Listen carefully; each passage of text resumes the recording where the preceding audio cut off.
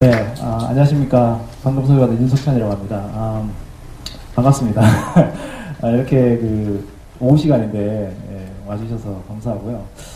오늘 제가 말씀드릴 주제는 이제 SNL5와 모바일 웹 변화에 대해서 이제 2시간을 해야 되는데, 사실, 굉장히 관련 정보들이 꽤 많이 나와 있습니다. 지금 책도 많이 나와 있고, 또 동영상 자료도 있고, 또 해외에도 자료가 많고, 그래서 여러분들이 앞으로 공부하시기에는 옛날에 자료 없어서 공부 못하고 이런 이제 핑계 댈 수는 없을 정도로 자료가 많습니다. 그런데 되게 이제 우리가 어떤 기술을 접할 때 이 기술이 왜 나왔는지, 또 이 기술이 앞으로 우리한테 어떤 의미가 있는지, 향후에 어떤 방향으로 가는지에 대한 어떤 길잡이 역할은 언젠가는 필요하거든요. 그래서 그런 역할을 아마 이번 강의에서 제가 해드릴 수 있지 않을까 하는 관점에서 이렇게 섰습니다. 그래서 이렇게 부족하지만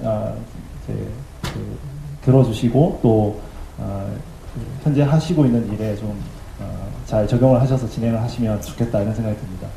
제가 시작하기 전에 간단하게 이렇게 여쭤보고 싶은 게 있는데 혹시 여기서 주로 웹 개발을 하시는 분들 있으시면 손을 좀 한 20% 정도 되시네요. 나머지 모바일 쪽에 개발, 모바일 학생도 계신가요? 학생들도? 학생은 없으신가요? 네. 알겠습니다. 네. 적정한 수준에 맞춰서 제가 하도록 하겠습니다. 그냥 처음에 제가 그냥 말씀드리고 싶은 거는 요즘 세상 돌아가는 얘기입니다. 네. 그래서 저희 딸내미한테 이제 아이패드가 제일 처음 나왔을 때 줘봤어요. 얘가 어떻게 쓰는지도 구경도 할 겸, 그 다음에 장난감도 없고 그러니까 줘봤는데, 저희 와이프도 그렇고 저희 이제 집에서 이제 아이패드를 이제 써보니까 사실 가장 큰 변화가 뭘까 이렇게 봤더니 집에 전기세가 한 5,000원 정도 떨어지더라고요. 왜 그러냐고 봤더니 집에 컴퓨터를 켜질 않는 거예요. 데스크탑 PC를 집에 있는데 그걸 거의 켜질 않으니까 전기세가 많이 다운이 되더라고요. 그만큼 이제 그냥 이게 웹서핑, 그 다음에 간단한 게임들, 그리고 이북, 애기들 이제 인터랙티브 이북들이 많이 나오니까, 이북 같은 거 그냥 몇 개 사주고 그러면 맨날 그거 보고 앉아있고, 그다음에 그러니까, 사실 컴퓨터 거의 안 쓰고, 그러면서도 TV도 거의 좀 잘 안 보게 되고 그러니까, 사실은, 이렇게, 사이드 이펙트가 그런, 부분이 있더라고요. 사실, 우리가 태블릿이 처음 나왔을 때 굉장히, 좀 여러 가지 오해가 있었습니다. 태블릿이라는 거에 대해서. 왜냐면, 여기, 보시면, 21가지의 가장 큰 그레이트, 페일 테크놀로지에 보면 가장 첫 번째로 2002년도에 나온 태블릿 PC였거든요. 태블릿 PC, 그럼 여러분들 이게 감이 안 오실 것 같아서 그런데 이제 이런 겁니다. 예전에 태블릿 PC 같은 거를 이렇게 윈도우 XP에 펜을 달아서 뭔가 쓸 수 있고 찍어서 뭔가 해볼 수 있는 그런 PC 보신 적 있으실 거예요. 그래서 이런 PC가 예전에 나왔었는데 사실은 이게 굉장히 실패를 많이 했죠. 태블릿 PC가. 그래서 우리가 태블릿 PC를 처음 태블릿이 나온다고 했을 때 아이패드 같은 태블릿이 나온다고 해서 굉장히 많은 사람들이 이게 옛날 것 같은 그런 게 나오지 않을까라고 생각을 했는데 실제로 우리가 실제 아이패드라는 게 나왔을 때 사실 아이폰만큼보다도 더 많은 어떤 임팩트를 줬다고 할 수 있습니다. 사실은 이제 작고하신 이제 스티브 잡스 아저씨께서 그리고 처음에 저희가 태블릿이라는 PC라는 게 나온다고 했을 때 많은 사람들이 생각하기를 맥 OS X, 그러니까 맥 OS를 실제로 태블릿으로 PC로 만들 거다. 왜냐면 옛날에 윈도우 XP가 이제 태블릿으로 나온 경우가 있으니까요. 그렇게 생각을 했는데 사실 그게 아니고 모바일 OS를 사실 태블릿으로 바꿨죠. 그래서 처음에 얘기할 때는 4배 뻥튀기한 아이폰이다 이렇게 사람들 얘기하고 그랬는데 그 점에서 굉장히 많은 변화가 있었던 거죠. 우리가 지금까지 생각하지 않았던 새로운 종류의 단말의 새로운 정도의 OS가 사실 하이브리드 형태로 이제 존재하게 된 것은 사실 조금 생각지 못한 변화였다고 할 수 있습니다. 그러다 보니까 우리가 기존의 PC, 데스크탑 PC를 쓰던 어떤 시장이 있었는데 그때 단순히 그냥 스마트폰, 그러니까 폰을 쓰는 시장하고는 전혀 별개죠. 모바일 스마트폰 시장하고 PC 시장은 전혀 다르니까요. 근데 태블릿 PC가 모바일 OS 기반으로 만들어지면서 실제로 폰하고 태블릿이라는 것이 완전히 새로운 그 단말, 그러니까 우리가 생각하지 못했던 기존의 PC 단말을 이렇게 파괴를 하는 새로운 시장이 만들어진 거죠, 사실상. 그래서 지금 이게 모건 스탠리가 예측한 거거든요. 이게 데스크탑 인터넷 유저와 모바일 인터넷 유저가 어떻게 갈 거냐라고 하는 그 흐름도입니다. 이게 보면 언젠가는 추월을 하게 되는 거죠. 즉, 다시 말해서 우리가 지금까지 데스크탑 PC 기반의 뭐 비즈니스를 해왔던데, 뭐 예를 들어 저희 회사 같이 포탈 같은 데를 비롯해서 굉장히 그런 회사들이 저런 어떤 그 시장의 변화에 굉장히 민감하게 움직이지 않으면, 옛날에 저희가 PC 통신하다가 망해먹은 회사도 많잖아요. 인터넷 넘어오기 전에. 그런 거랑 똑같은 상황이 이제 생기게 될 거다, 이런 거죠. 뭐, 아니나 다를까, 저희가 2년 전에 아이폰이 처음 나왔을 때만 해도 100만 대 팔리겠어? 그랬었거든요. 근데 지금 2011년도에 뭐 제가 이게 1,500만 명인데 지금 2,000만 명 그러거든요. 2,000만 대 지금 팔리고 있습니다. 지금 스마트폰이라든지 이런 단말들이, 모바일 단말들이. 그러니까 이게 이게 그 2, 3년 사이의 변화가 마치 이제 조금 나이 연배 드신 분들은 아시겠지만 그 90년대 중반에 그 PC 통신에서 인터넷이 바뀔 때 하고 거의 맞먹는, 그보다 더 큰 그 어떤 이펙트를 주고 있는 상태입니다. 이게 이제 그 아이폰하고 아이패드하고 아이팟의 이 어댑션 그래프거든요. 이게 지금 처음에 출시했을 때부터 1분기, 2분기, 3분기, 4분기, 5분기 이렇게 했을 때 그거를 세 개를 비교한 거예요. 이게 지금 아이팟은 뭐 밑에 있죠. 그러니까 사람들이 그 6분기가 지났을 때도 그렇게 성장을 못했다는 거예요. 근데 이게 아이폰이고 이게 아이패드입니다. 그러니까 이게 이 어댑션하는 속도가 엄청나게 빨라졌다라는 거죠. 네. 그리고 실제로 그 모바일 OS에서도 보면 속도가 지금 안드로이드가 아이폰에 비해서 훨씬 빠르게 어댑션을 하고 있습니다. 그러니까 이 증가 속도라는 것은 기본적으로 우리가 생각하는 거에 그걸 넘어서는 거죠. 근데 이제 단순히 이제 이것만 있는 게 아니고 그 모바일 OS의 문제는 예전에 우리가 한참 PC 시대로 접어들 때 뭐 맥, 리눅스, 윈도우 이런 이제 OS들이 한참 이렇게 막 경쟁을 하던, 그러다가 이제 윈도우가 이제 승리를 했는데 그런 거랑 비슷하게 OS도 굉장히 다양합니다. 물론 지금 안드로이드하고 iOS가 뭐 메인 스트림을 잡고 있긴 하지만 그 외에 다른 뭐 OS도 많고, 그리고 실제로 이게 그냥 단순히 이게 하나의 사이즈의 그냥 작은 사이즈의 어떤 폰, 그 다음에 이제 뭐 특정한 태블릿 사이즈의 태블릿에만 국한되는 게 아니고 굉장히 다양한 단말들이 나오고 있어요. 예. 게다가 TV도 그렇고요. 그리고 미국 사람들 같은 경우에는 이런 뭐 컴퓨터나 스마트폰이나 태블릿이나 TV나 이런 다양한 단말에서 똑같은 컨텐츠를 보고 있다는 거죠. 예를 들어 넷플릭스 같은 비디오 스트림 같은 경우에는 비디오 태블릿에서 보다가 그거를 놓고 아이폰을 열면 내가 중간에 이제 그만뒀던 부분부터 다시 나오고 재생되고 그런 식으로 서비스가 되고 있거든요. 그러니까 다양한 단말을 통해서 지금 서비스가 되고 있는 거죠. 그래서 사실은 이제 우리가 뭐 지금 이제 HTML5 강의를 지금 하고 있긴 하지만 HTML5라는 얘기가 처음 누가 얘기를 했냐? 사람들이 이제 알려지기가, 물론 HTML5는 굉장히 오래됐습니다. 제가 나중에 역사에 대해서 간단하게 설명을 드리겠지만 처음에 그래도 이거를 알린 사람이 있어요. 처음에 누가 알렸냐고 하면 그래도 이제 이 구글이라는 회사가 먼저 그거를 어나운스를 했어요. 이게 지금 이 아저씨가 이제 구글의 CTO시고 지금 구글 플러스도 만드시는 분이고, 그런데 구글이 매년 하는 개발자 컨퍼런스가 있습니다. 그게 2008년도부터 시작을 했는데 구글 I/O라고 하는 컨퍼런스가 있는데 여러분들 아시겠지만 뭐 구글의 뭐 개발자 컨퍼런스라고 하면 구글의 제품을 이렇게 개발자들한테 알려주고 좀 쓰세요 뭐 이렇게 하는 그런 행사겠죠, 그죠? 그런 이제 구글 I/O 행사가 요즘 굉장히 유명해져가지고 그런데 2008년도 행사 때, 2007년도 행사 때 뭐 안드로이드하고 뭐 이런 것들을 이제 이렇게 소개도 하고 그랬었는데요. 2008년도에 첫 키노트, 그러니까 되게 이제 행사를 하면 첫날 첫 키노트를 하잖아요.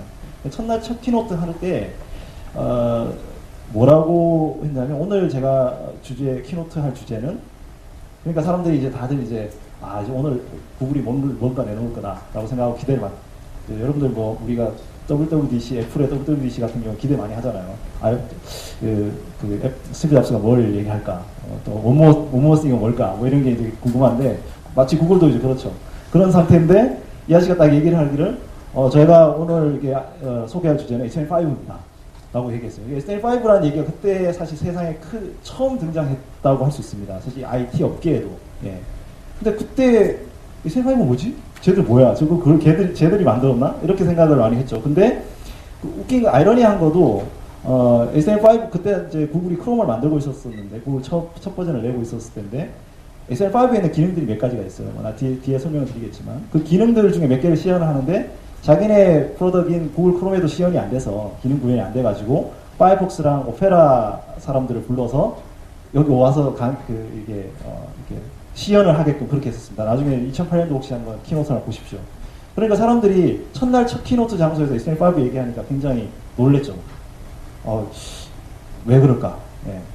근데 구글이 먼저 그거를 읽고 있었던 거죠. 뭘 읽고 있었냐면 구글은 원래 검색 엔진을 하는 회사고 웹 기반 회사지 않습니까? 근데 아이폰이 나오고 그 당시에 뭐 우리 한국은 아이폰이 안 나왔지만 아이폰이 나오고 다양한 어떤 모바일 쪽에 OS나 단말의 기회가 있을 거라고 생각을 했는데 여기 보시면 구글조차도 안드로이드나 윈도우즈 모바일이나 블랙베리나 이런 다양한 단말이나 다양한 OS에 나오는 개발 환경을 다 서포트하기가 어렵다. 예, 구글같이 큰 회사도. 그래서 그러면은 그 방법이 뭐냐?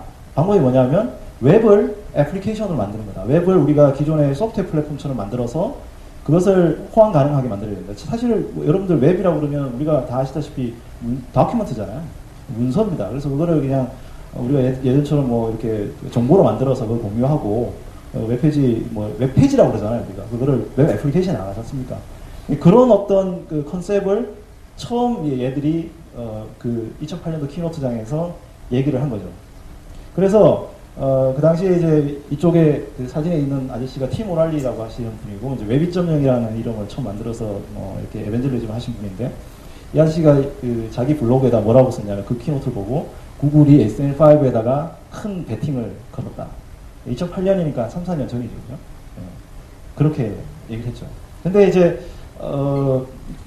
뭐 한 3, 4년 전이지만 실제로 이제 우리가 SN5를 제대로 이제 그 얘기하게 된 거는 뭐냐면 이건 넘어가고요. 그 제대로 얘기한 거 그러다 보니까 개발자들은 사실 SN5가 뭐지? 그리고 막 이렇게 궁금해지기 시작을 한 거죠. 예, 궁금해지기 시작한 거고 실제로 우리가 SN5를 제대로 우리가 하게 된 거는 뭐냐면 이 아저씨가 얘기를 한 거예요. 스티브 잡스 아저씨가 WWDC에서 iOS에서는 사파리에서 SN5를 지원합니다. 라고 하니까 많은 사람들이 이제 SN5가 뭐지? 그러니까 일반인들도 이제 SN5에 대해서 이제 얘기를 듣기 시작하는 거죠. 네. 사실은 제가 보기에는 SN5라는 것을 스티브 잡스 아저씨가 정확하게 이해를 하고 있었을까요?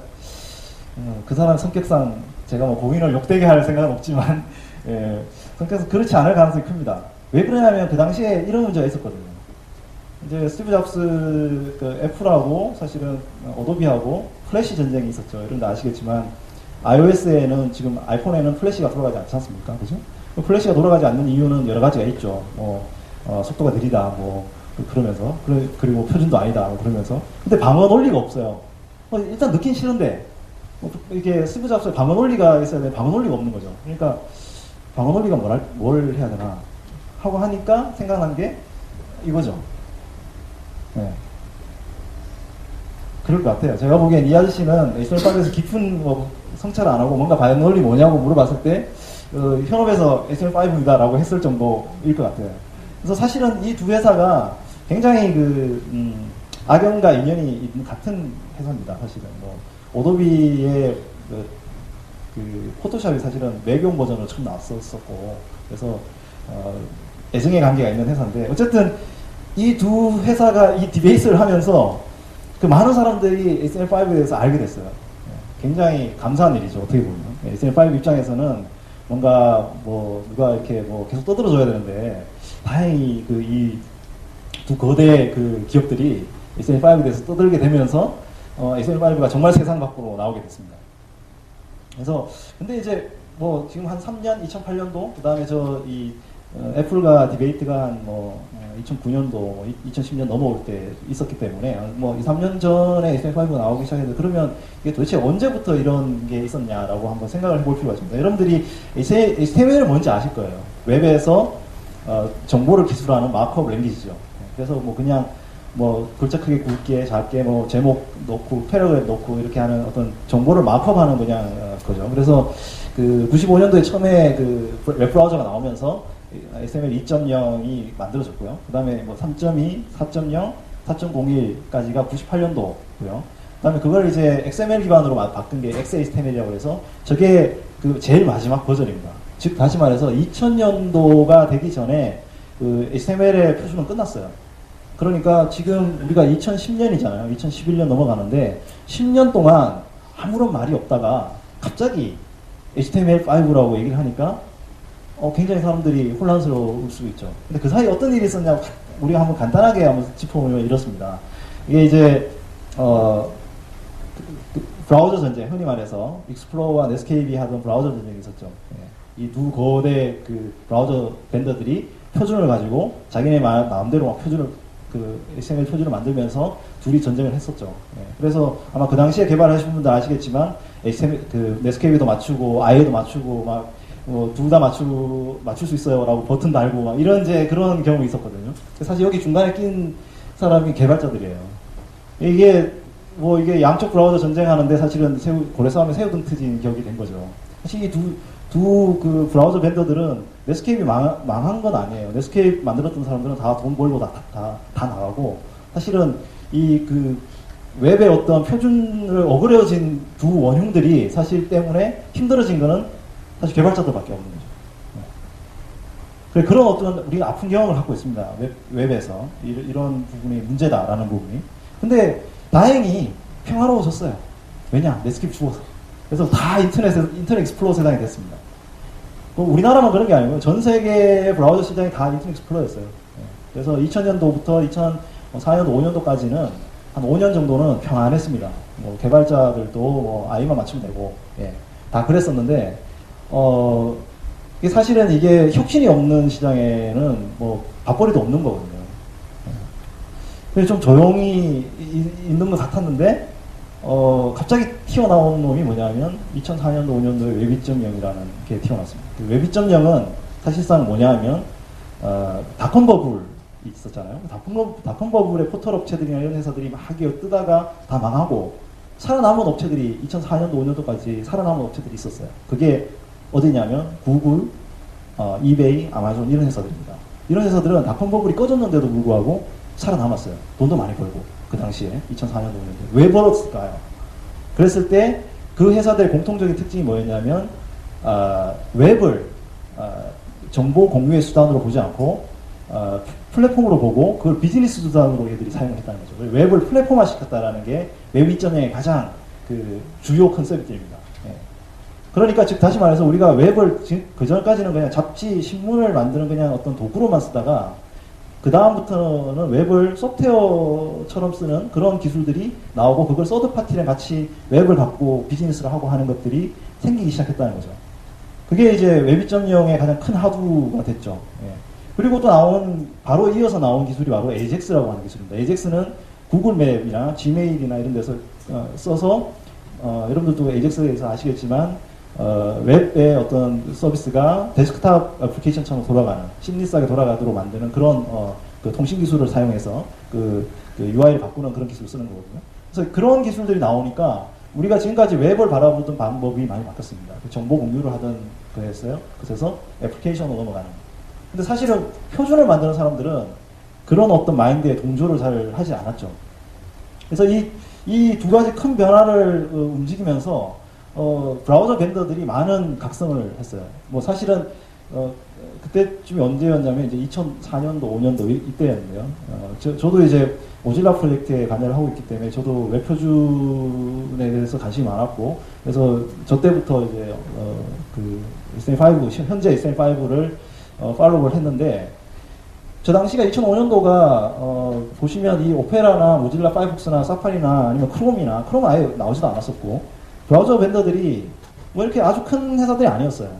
그래서 뭐 그 당시에 98%는 전 세계 98%는 I였고, 그래서 표준화 기구에 가가지고 야 웹이 바뀐다. 웹이 지금 이렇게 그냥 정보 이렇게 하는 그런 거 갖고 하면 안 된다. 이게 지금 앱으로 바꿔야 된다. 그래서 우리가 좀 더 그런 거에 맞춰서 개발자들한테 정말 편하고 쉽게 쓸 수 있는 그런 우리가 표준을 만들어야 된다. 그렇게 얘기를 했는데 W3C에서는 뭔 소리냐. 웹은 문서지. 정보 응용이나 열심히 해야지. XML로 잘 만들면 돼. 뭐 이렇게 해서 둘이 이게 사이가 안 좋아진 거죠. 사실 그리고 이 회사들이 사실 그 당시에 전 세계 점유율이 2%밖에 안 됐어요. 세 개 다 합쳐가지고. 뭐 제가 모질라 프로젝트를 했었지만 모질라 프로젝트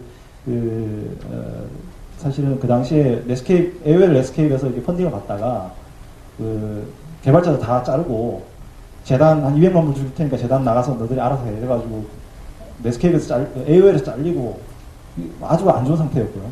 그 다음에 이게 오페라 소프트웨어도 사실은 뭐 브라우저 점유율 얼마 안 되고 그 다음에 뭐 사파리도 사실 그때 애플에서 그냥 원맨 프로젝트로 처음 시작했고 사실 여기 오페라 소프트웨어의 브라우저 인력들하고 사파리의 브라우저 인력들이 사실 넷스케이프에서 해고된 사람들이 많이 옮겨갔어요, 저쪽으로. 그리고 지금 현재 HTML5 에디터를 하고 있는 이안 힉슨이라는 친구가 있는데 그 친구도 사실 넷스케이프에서 일하다가 QA 엔지니어로 일하다가 오페라로 가서 그때 HTML5를 시작했거든요. 그러니까 정말 안 좋은 환경이었죠. 근데 그럼에도 불구하고 그래서 얘들이 그러면은 우리끼리 한번 해보자. 이래가지고 만든 게 이게 WHAT 워킹 그룹이라고 해요. 그래서 와? 이게 뭐지? What 워킹? 사실은 외국 사람들이 참 이름을 잘 지어요. 이게 저는 이제 HTML5 뭐 세부적인 강의보다 정말 이런 어떤 하나의 단어에 굉장히 정말 중요한 의미가 있다고 생각하는데 얘들이 생각했을 때 뭐라고 적어놨냐면요. 웹 하이퍼텍스트 애플리케이션 테크놀로지 워킹 그룹을 했어요. 이게 굉장히 의미가 있는데 웹 하이퍼텍스트는 뭐예요? 다큐멘트입니다. 다큐멘트. 그죠? 하이퍼텍스트니까 링크가 있는 다큐멘트를 얘기하는 거죠. 근데 거기다 플러스 애플리케이션이라고 했어요. 그러니까 뭐냐면 문서도 되고 애플리케이션도 되는 그런 기술을 만들자라는 거였어요. 그게 2005년도에 그래서 한 6년 전 일입니다. 그래서 그때부터 W3C 밖에서 이 브라우저 벤더들이 그때 전 세계 점유율 2%밖에 안 되던 브라우저 벤더들이 모여가지고 이 표준들을 만들기 시작했거든요. 근데 뭐 다행히 파이어폭스도 성공을 하고 그죠? 그래서 뭐 현재 최근 뭐 점유율은 뭐 거의 뭐 30% 가까이 와 있고 또 사파리도 뭐 최근에 아이폰에 탑재되면서 많이 쓰고 그죠? 그리고 크롬도 이제 뭐 최근에 뭐 엄청나게 또 늘고 있고 그러니까 오히려 아이가 지금 이제 한 방에 훅 가버리는 이제 사실 여기 MS는 관심도 없었어요. 그러니까 여기 워킹그룹 가지도 않고 뭐 아무 관심도 왜냐면 아이팀이 없어졌었으니까 그 당시에는. 그래서 뭐 거기는 MS는 얘기할 것도 없고 그래서 이 워킹그룹이 만들어서 이제 이 표준안을 만들기 시작을 했습니다.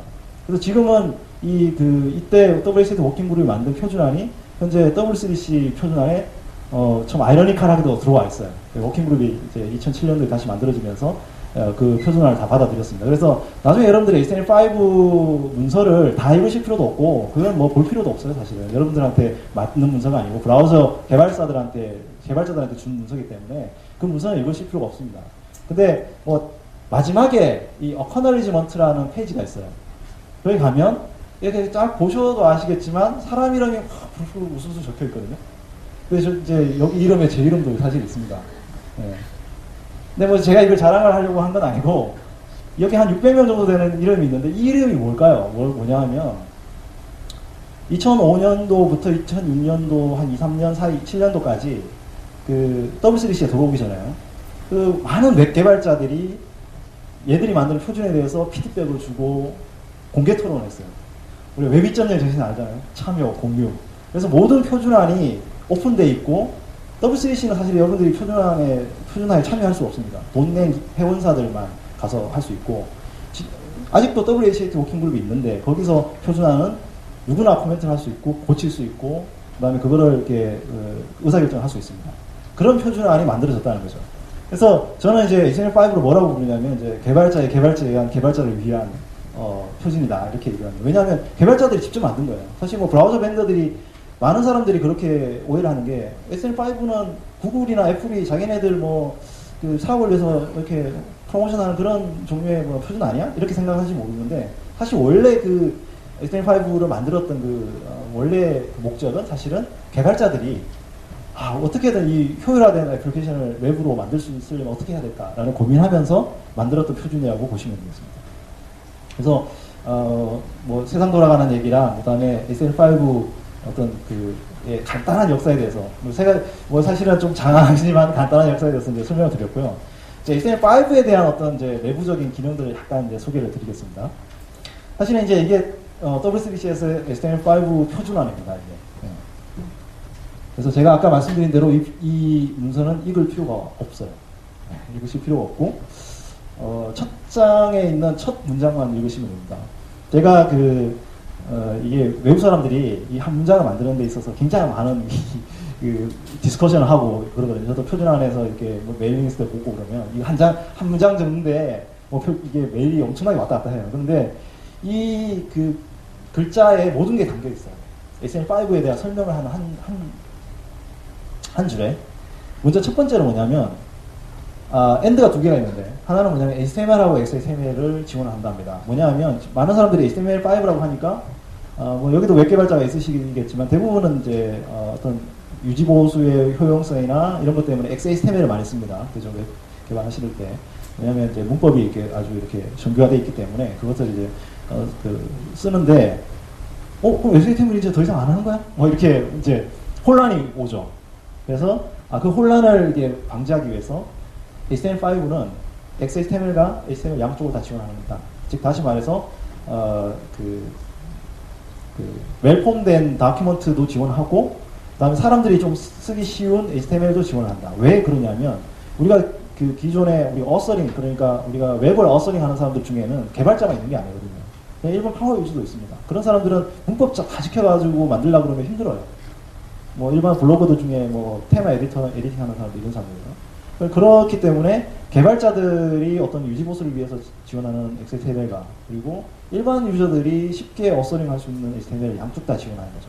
사실은 그 전까지만 해도 HTML은 사양이고 버려야 되는 표준이고 XHTML로 가야 되는 표준이라고 생각을 많이 했지만 웹이라는 것이 원래 왜 성공을 했나요? 많은 사람들이 쓰기 쉽기 때문에 성공했거든요. 문법에 크게 연연하지 않아도 이제 이게 잘 돌아가기 때문에 성공을 했거든요. 그래서 이 두 가지를 다 지원한다라는 거고요. 그 다음에 또 두 번째는 뭐냐면 또 하나의 두 개의 어떤 엔드가 있는데 하나는 보캐브러리입니다. 여러분들 이제 우리가 대학 다닐 때 보캐브러리 많이 보카 2만 3만 이렇게 공부 많이 했죠. 다시 말해서 어떤 사전적인 거죠. 그래서 어떤 우리가 표준에 대한 부분에 대해서 과거의 HTML 표준은 허리몽창하게 만들었어요. 그러니까 브라우저 밴더들이 어떻게 해석을 해도 상관없게 그냥 가치 중립적으로 정확하게 스펙을 정해주지 않고 그냥 B는 볼드예요. 뭐 그냥 굵게 표시하면 돼요. 이렇게만 이런 식으로 표준을 정하다 보니까 브라우저들이 마음대로 막 이제 구현을 하거든요. 그래서 정확하게 적자. 그래서 지금 이 HTML5 표준 안에 사이즈가 엄청나게 커요. 인쇄를 다 하면 500-600페이지 됩니다. 그 안에 뭐라고 적은 모든 표준 안에 대해서 정확하게 구현을 하는 명세를 정확하게 적어놨어요. 보캡으로 용법도 정확하게 적어놨고 개발자들이 이렇게 쓰면 안 돼. 이렇게 써야 돼. 이런 거. 그 다음에 문법을 틀렸을 때 어떻게 렌더링해. 이런 부분도 다 들어있습니다. 여기 안에. 네. 그래서 기존에 우리가 버그라고 하는 것들 다 넣어놨어요. 그래서 브라우저 개발하는 회사들이 저절 마음대로 못하게. 그래서 개발자들이 정확하게 호환성을 유지할 수 있도록 하는 보캐블러리 부분이 들어있고요. 또 하나는 이제 API 부분이죠. 이게 애플리케이션을 만들 수 있는 그런 인터페이스들 그런 것들을 지금 제공을 하고 있습니다. 그래서 이 네 가지 부분이 HTML5의 다다 이렇게 보시면 되겠습니다. 네. 그래서 우리가 흔히 말하는 이제 HTML5라고 하는 범위는 사실은 이 정도입니다. 네. HTML5 표준 안에 들어있는 부분도 이 정도고요. 아까 그 HTML5 표준 안에 보면 들어있는 것들이 캔버스들, 2D 그래픽이죠. 비디오, 오디오, 멀티비디오 쪽하고 웹폼하고 오프라인하고 마크업들 새로 추가된 것들이 사실 HTML5 표준 안에 있는데 근데 이상하게 사람들이 엄청나게 많은 거를 다 HTML5라고 얘기합니다. 그래서 이거는 이제 여기까지 얘기하면 요거는 테크니컬 텀이라고 부르고요. 이걸 다 얘기하면 이건 마케팅 텀이라고 부르고요. 네, 버즈 용어죠. 그래서 여기 보시면 웹소켓이나 돔 스토리지, CSS3, MySQL 데이터베이스, 인덱스DB 이래가지고 이 주변 API들이 엄청나게 많아요. 이게 앱으로 만들 수 있도록 해주려고 하는 API들이 엄청나게 많은데 얘네들 다 합치면 마케팅 텀으로 이제 인식을 하시면 됩니다. 네. 그래서 오늘은 이 두 가지를 다 얘기하겠지만 우선은 여기부터 설명을 좀 드릴게요. 먼저 HTML5의 가장 첫 번째 목적은 뭐냐면, 아까 제가 말씀드렸죠. 개발자에 의한 개발자를 위한 표준이기 때문에 개발자들을 어떻게든 삽질을 줄이는 데다가 중점을 맞춰 놓았습니다. 네.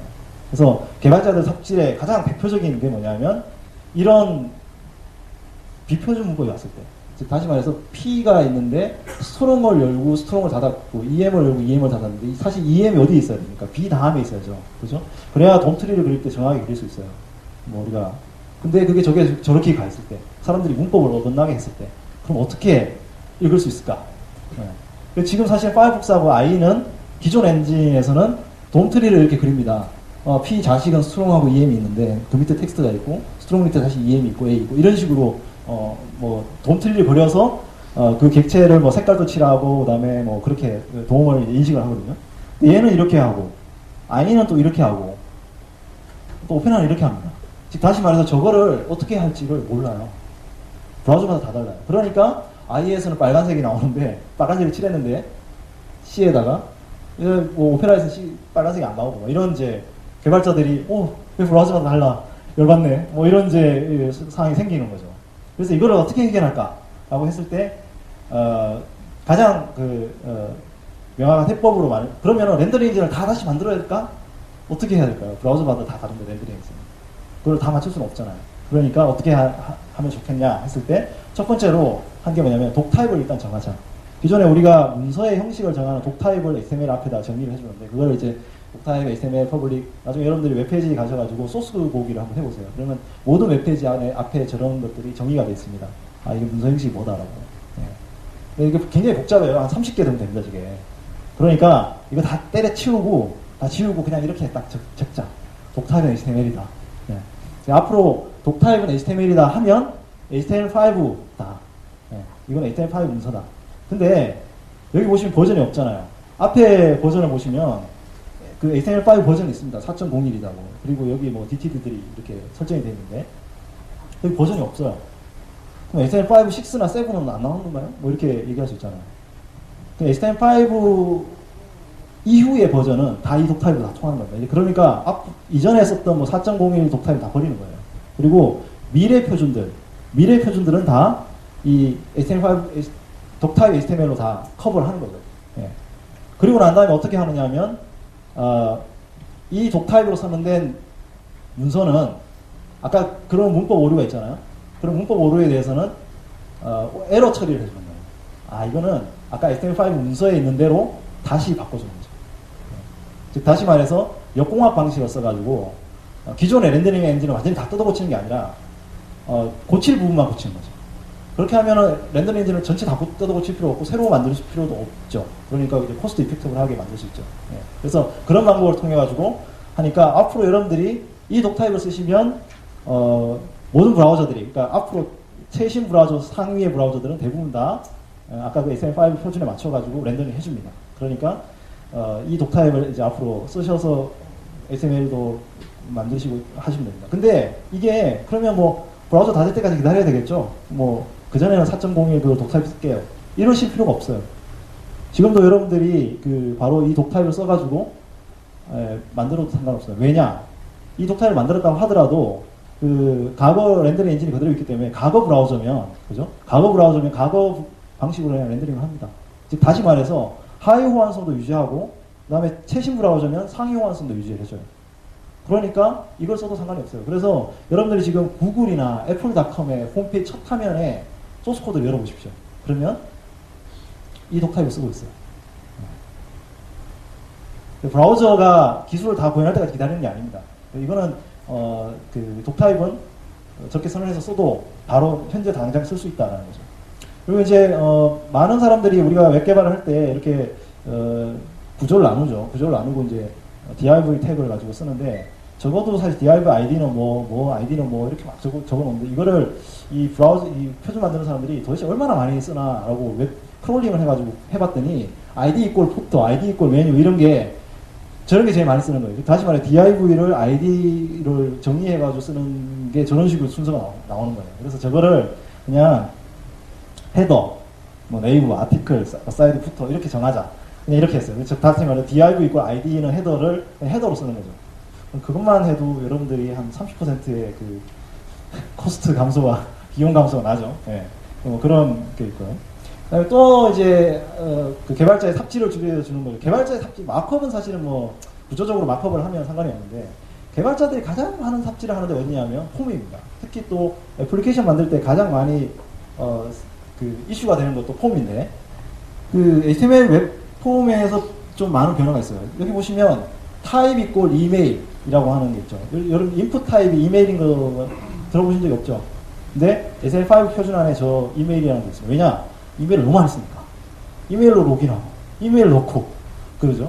그래서 그 인풋 타입이 이메일이고, 그러면 여기 이제 플레이스홀더는 뭐냐면 이메일 입력하라고 하는 그 뭐랄까 이렇게 설명 지시어예요. 설명자예요. 그래가지고 이렇게 이메일 입력을 하라고 하는 데를 이렇게 하면 이메일 입력이 이렇게 할 수 있게 돼 있어요. 그리고 난 다음에 이제 이게 보내기를 해보면 required라는 게 있어서 필수 항목이라고 나오죠. 그래서 이제 이메일을 넣어보면 전자메일이 틀렸다고 나와요. 네. 그래서 전자메일을 이렇게 넣어줘야 되는. 그러니까 즉 다시 말해서 저걸 하려면 어떻게 해야 됩니까 우리가? 폼 서밋을 할 때 이메일 인풋에 이메일을 꺼내가지고 이메일이 들어있는지 안 들어있는지 자바스크립트 해보고 이메일이 안 들어있으면 엘러트 띡 띄워가지고 이메일 넣어주세요 라고 또 스크립트 짜고 그 다음에 또 이메일 그 골뱅이가 있는지 점이 있는지 이게 영어로 다 돼 있는지 이런 거 다 또 확인해가지고 또 그거대로 안 돼 있으면 또 띡 해가지고 엘러트 띄우고 이 스크립트 유효성 밸리데이션 하는 스크립트를 다 짜야 돼요 개발자들이 항상 홈 저런 거 하나 만들 때마다. 근데 저게 브라우저에서 다 해준다는 거죠. 이메일에 대한 밸리데이션을. 그리고 죄송합니다. 넘어갔네요. 쭉 보겠습니다. 이렇게 플레이스홀더도 지원을 해주고, 그 다음에 이런 필수 입력사항이라고 브라우저가 직접 네이티브하게 저렇게 해주고, 그 다음에 이 유효성 여부도 브라우저가 확인해주는 거예요. 스크립트 없어요. 그냥 인풋 타입만 넣어주면 이렇게 됩니다. 그리고 이제 닷컴이라고 하면 이제 넘어가는 거죠. 그리고 이제 밸류도 유저들이 이렇게 쉽게 할 수 있게. 근데 이제 미니멈 밸류와 맥시멈 밸류가 있어서 그 값 이상을 넘어가게 못하게 돼 있어요. 그래서 마이너스 1이라고 넣고 우리가 해보면 1 이상의 숫자를 넣어달라고 이렇게 나오죠. 이것도 이제 밸리데이션을 이렇게 할 수 있게. 여기 숫자만 넣을 수 있게 돼 있죠. 이게 숫자인지 아닌지도 항상 체크해야 되죠. 그 다음에 이게 칼라 같은 것도 보면 이제 필요하면 칼라 피커에서 값을 이게 그냥 브라우저가 지원을 해주는 거고 날짜도 데이트타임 로컬이면 실제로 달력을 띄워서 해주는 거죠. 저거 이렇게 개발자한테 만들다 보면 한 이틀은 밤새야죠. 그죠? 주니어들 앉아가지고 자바스크립트로 달력 집어넣으려면. 그리고 이제 레인지 태그 이런 것들. 그러니까 이런 그 인풋 폼들이 지금 현재 그 HTML5 기능에 들어있습니다. 이게 많은 브라우저 웹 개발자들이 제일 많이 하는 작업 중에 하나예요, 사실은. 저거 해가지고 한 30분만 일찍 퇴근하면 집에 가서도 좀 쉴 수 있는데, 그죠? 저거만 해도 엄청나게 크죠, 그래서 저런 작업들이 있고요. 그리고 지금 당장 여러분들이 저건 이제 오페라 브라우저에서 이제 데모를 한 거고, 일부는 파이어폭스에 구현되어 있고, 일부는 크롬에도 구현되어 있습니다. 근데 우리가 아이폰을 써보시면 확실히 확연하게 우리가 할 수 있는 게 뭐냐면, 예를 들어 아이폰에서 이메일을 입력하라고 하면 저렇게 보시면은 골뱅이하고 점이 나와요. 자판이 바뀌어요. 그리고 저게 뭐냐면 인풋 타입이 이메일일 경우입니다. 그러니까 여러분들이 모바일 웹페이지를 만들 때 인풋 타입을 이메일이라고 적으시면 그 웹 브라우저에서는 어떻게 판단하냐면 그냥 인풋 타입 텍스트라고 판단합니다. 아시겠죠? 그냥 그거는 무시를 하는 거죠. 이메일이라는 거는 무시되고 그냥 텍스트구나 라고 판단을 해요. 근데 브라우저 이게 인식하는 브라우저에서는 그게 인식이 되고 아니면 오버라이딩이 되는 거죠. 그래서 이 인식하는 브라우저에서는 저렇게 자판을 만들어줘요. 그리고 인풋 타입이 URL입니다. 저게 인풋 타입이 URL이라는 게 있어요. 그래서 URL을 하면 콜론 이게 뭐죠? 이게 슬래시가 있어요. 그래서 URL을 쉽게 입력하게 그렇게 해줍니다. 그리고 인풋 타입이 이게 텔인가요? 텔일 거예요. 텔이라고 하는 인풋 타입이 있습니다. 웹 표준에 그 HTML5 표준 안에 그 인풋 타입이 텔이라고 적으면 이게 숫자 패드만 나옵니다. 즉 다시 말해서 여러분들 브라우저 모바일 웹 페이지를 만들 때 인풋 타입을 지금 당장 활용하셔도 이 모바일 그 폰에서 저런 어떤 그 자판 변경하는 지원을 이렇게 해줍니다. 그다음에 이제 두 번째는 리치 웹 애플리케이션인데요. 우리가 뭐 리치 웹 애플리케이션 그러면 잘 아시죠? 뭐 구글 맵이나 아니면 이제 다음에서 만들고 있는 뭐 로드뷰나 이런 이제 브라우저에서 돌아가기엔 좀 이상한데 정말 애플리케이션처럼 보여요. 그런 것들을 만들기 위한 건데요. 사실 첫 번째로 우리가 할 수 있는 게 이제 오디오 비디오 기능입니다. 그래서 비디오 태그와 오디오 태그가 정해져 가지고 실제로 우리가 지금까지 비디오를 쓰려면 예전에 어떻게 해야 되냐면 플러그인을 다 써야 됐어요. 뭐 플래시 플러그인, 윈도우 미디어 플러그인, 그다음에 뭐 이런 플러그인들을 리얼 플레이 플러그인 이런 걸 써야 됐었는데 지금은 네이티브한 코덱을 지원을 해줌으로써 비디오를 실제 웹 컨텐츠 안에 집어넣을 수 있게 됐죠. 사실은 플러그인은 웹 밖에 있죠. 플러그인이 돌리니까. 그래서 만약에 우리가 자바스크립트로 그 도움을 액세스를 하고 싶어도 액세스가 안 돼요. 인터페이스가 있어야만 가능하죠. 근데 지금은 비디오라는 태그 안에 들어있기 때문에 얘를 뭐 돌려도 되고 보내도 되고 중지해도 되고 이게 다 가능해요. 그러니까 우리가 기존의 DOM, 그러니까 문서 객체를 다루는 그 자바스크립트 가지고 비디오 오디오 컨텐츠도 다룰 수 있게 되는 거죠. 즉 다시 말해서 비디오 오디오 태그의 가장 큰 그 특징은 뭐냐면 멀티미디어 컨텐츠를 웹 안에 집어넣었다는 겁니다. 그래서 플러그인에 있는 거는 웹이 아니죠. 근데 이 멀티미디어 컨텐츠를 웹 안에 집어넣었다는 거고, 왜 이런 현상이 나왔을까요? 우리가 비디오 서비스를 제공하는 데 있어서 가장 큰 차이가 어떤 분기점이 되는 게 뭐냐면 유튜브 이전과 유튜브 이후로 나는 거예요. 왜 그러냐면 유튜브 이전에는 우리가 비디오 서비스를 하게 되면 멀티미디어 컨텐츠를 제공할 때 항상 걸리는 게 있어요. 뭐냐? 첫 번째 네트워크. 그죠? 스트리밍으로 해야죠. 그죠? 그 다음 두 번째는 DRM. 컨텐츠에 뭔가를 걸어놔야 안 훔쳐가죠. 그죠? 근데 유튜브가 이걸 다 깼어요. 유튜브는 스트림이 아니고 다운로드 방식으로도 서비스를 합니다. 그리고 DRM 누가 뭐 포간다고 누가 뭐라고 안 하잖아요. 왜 올렸어? 이러지. 그죠? 예. 오히려 포괄하고 올리죠. 그죠? 왜 그러냐면 우리가 웹 2.0 사고를 접어들었을 때 멀티미디어를 정보 공유의 수단으로 쓴 거지 뭔가 콘텐츠를 주고 팔고 이런 수단으로 쓴 게 아니라는 거예요. 유튜브라는 것이 우리한테 주는 의미가. 그죠? 즉 다시 말해서 멀티미디어 콘텐츠가 웹처럼, 그러니까 웹이 사실 열어보시면 이미지도 다 보이고 그 다음에 소스 코드 다 오픈되어 있고 자바스크립트 코드 다 오픈되어 있잖아요. 그러니까 멀티미디어 콘텐츠를 웹처럼 오픈을 해놓은 거예요. 즉 다시 말해서 웹의 일부가 될 수 있게끔 만들어준 거예요.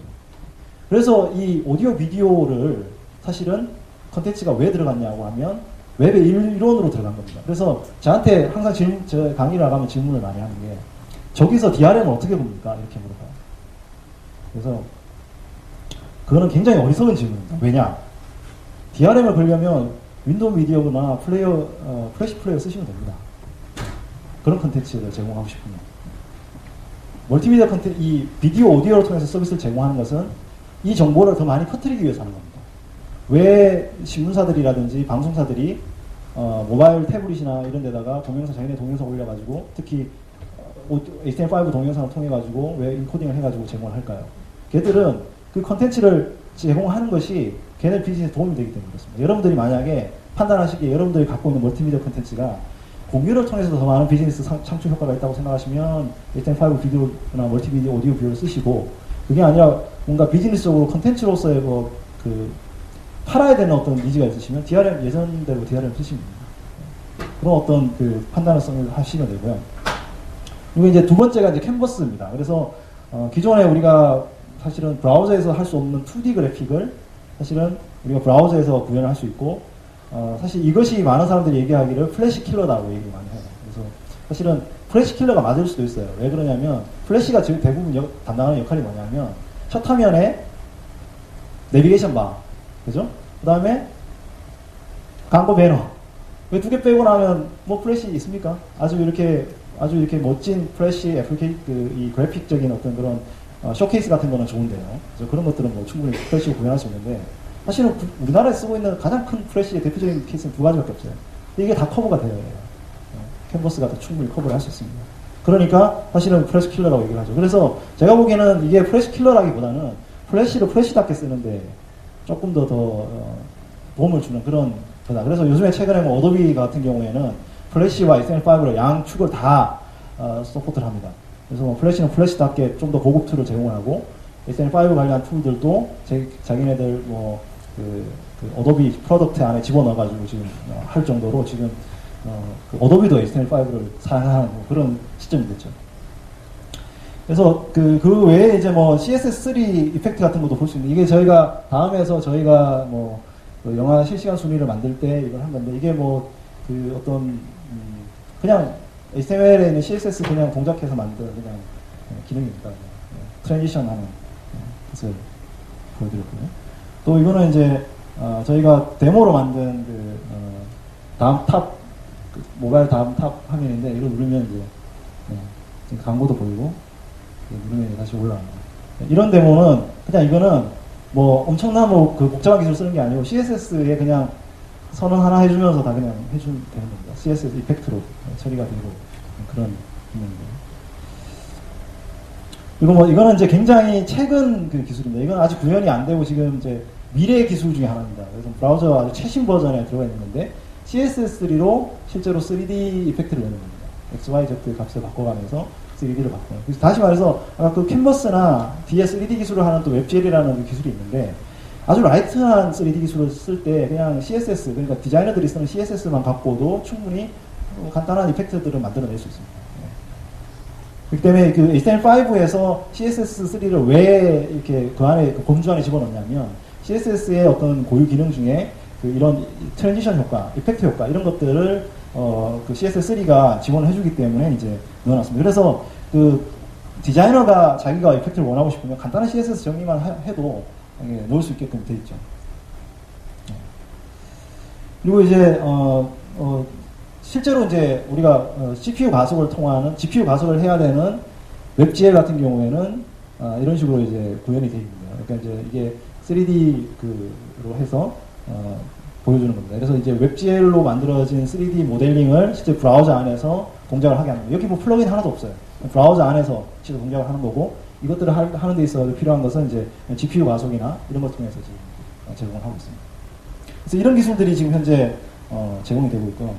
그래서 뭐 이거는 이제 우리가 그 크롬에서 지금 케이크2 오픈소스 버전을 가지고 만든 게임이거든요. 지금 보시면 웹젤하고 오디오 비디오하고 그다음에 뭐 캔버스랑 이런 것들을 써가지고 만들어낸 겁니다. 이게 사실 나온 지가 꽤 오래됐어요. 이 데모가 나온 게 한 3, 4년 전이거든요. 이걸 보고 난 다음에 사람들이 경악을 했죠. 우리가 웹을 가지고 이런 걸 만들어야 돼. 네. 무섭습니다. 그래서 이 구글이 무서워요. 어떻게 보면.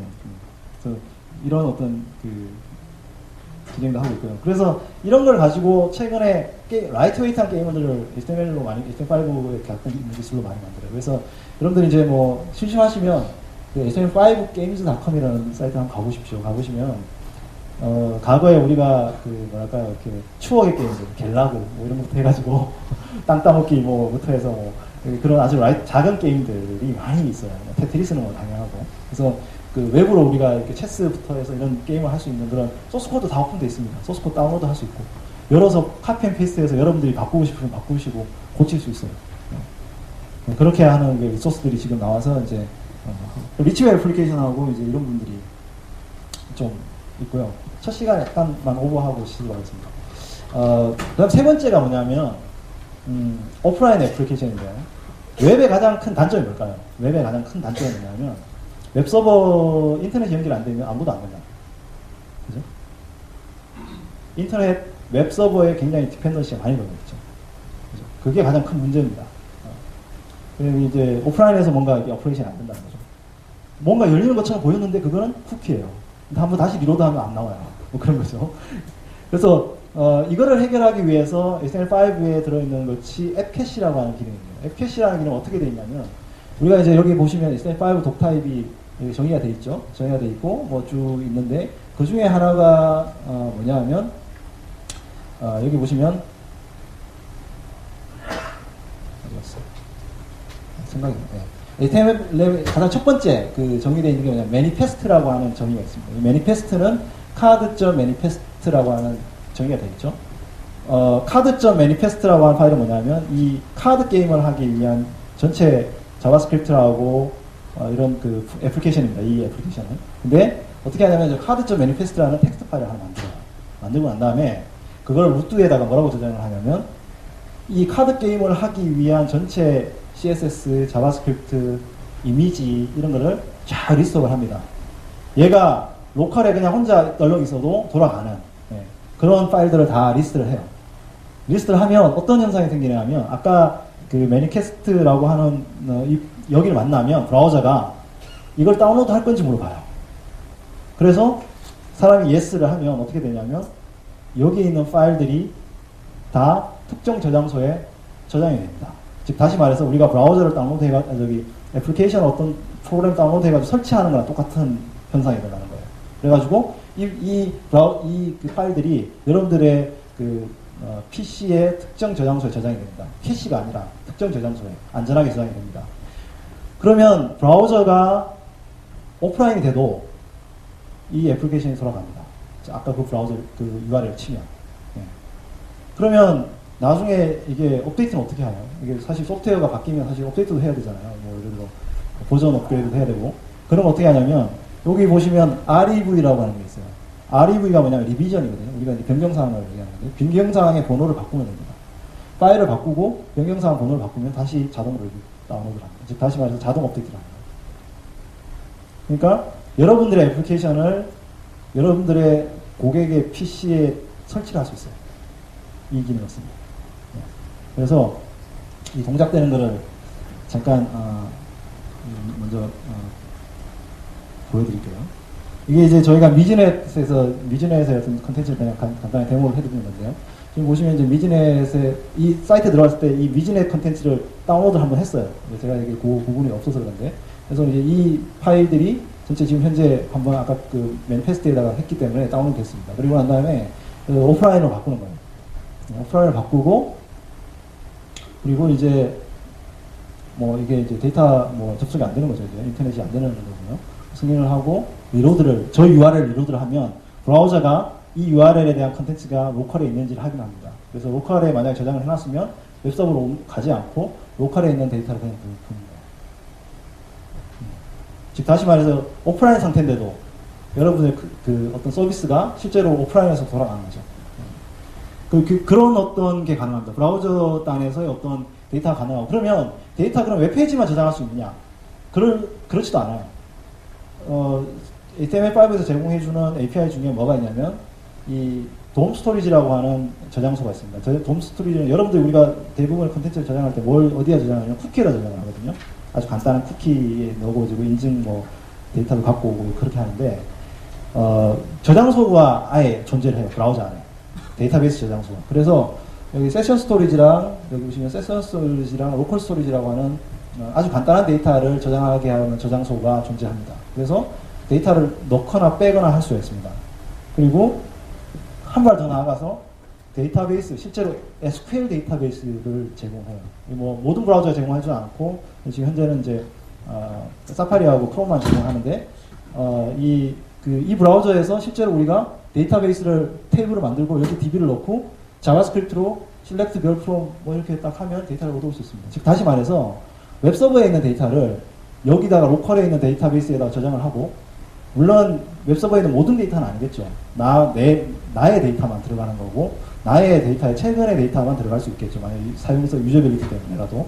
그래서 그렇게 넣어가지고 이거를 할 수 있습니다. 이렇게 프로그램으로. 즉 다시 말해서 서버 단에랑 전혀 상관없이 브라우저 단에서 우리가 웹서버에서 하던 방식의 개발 방법을 그대로 자바스크립트로 할 수 있다는 거예요. 지금 현재는 이제 이 웹SQL 데이터베이스를 쓰지 않고 인덱스DB라고 하는 키밸류DB로 지금 넘어가서 이제 브라우저들이 구현을 하고 있거든요. 그래서 뭐 그것도 똑같은 데이터베이스이기 때문에 저런 이제 어떤 DB 뭐 쿼리 지원 기능을 다 제공을 해줍니다. 네.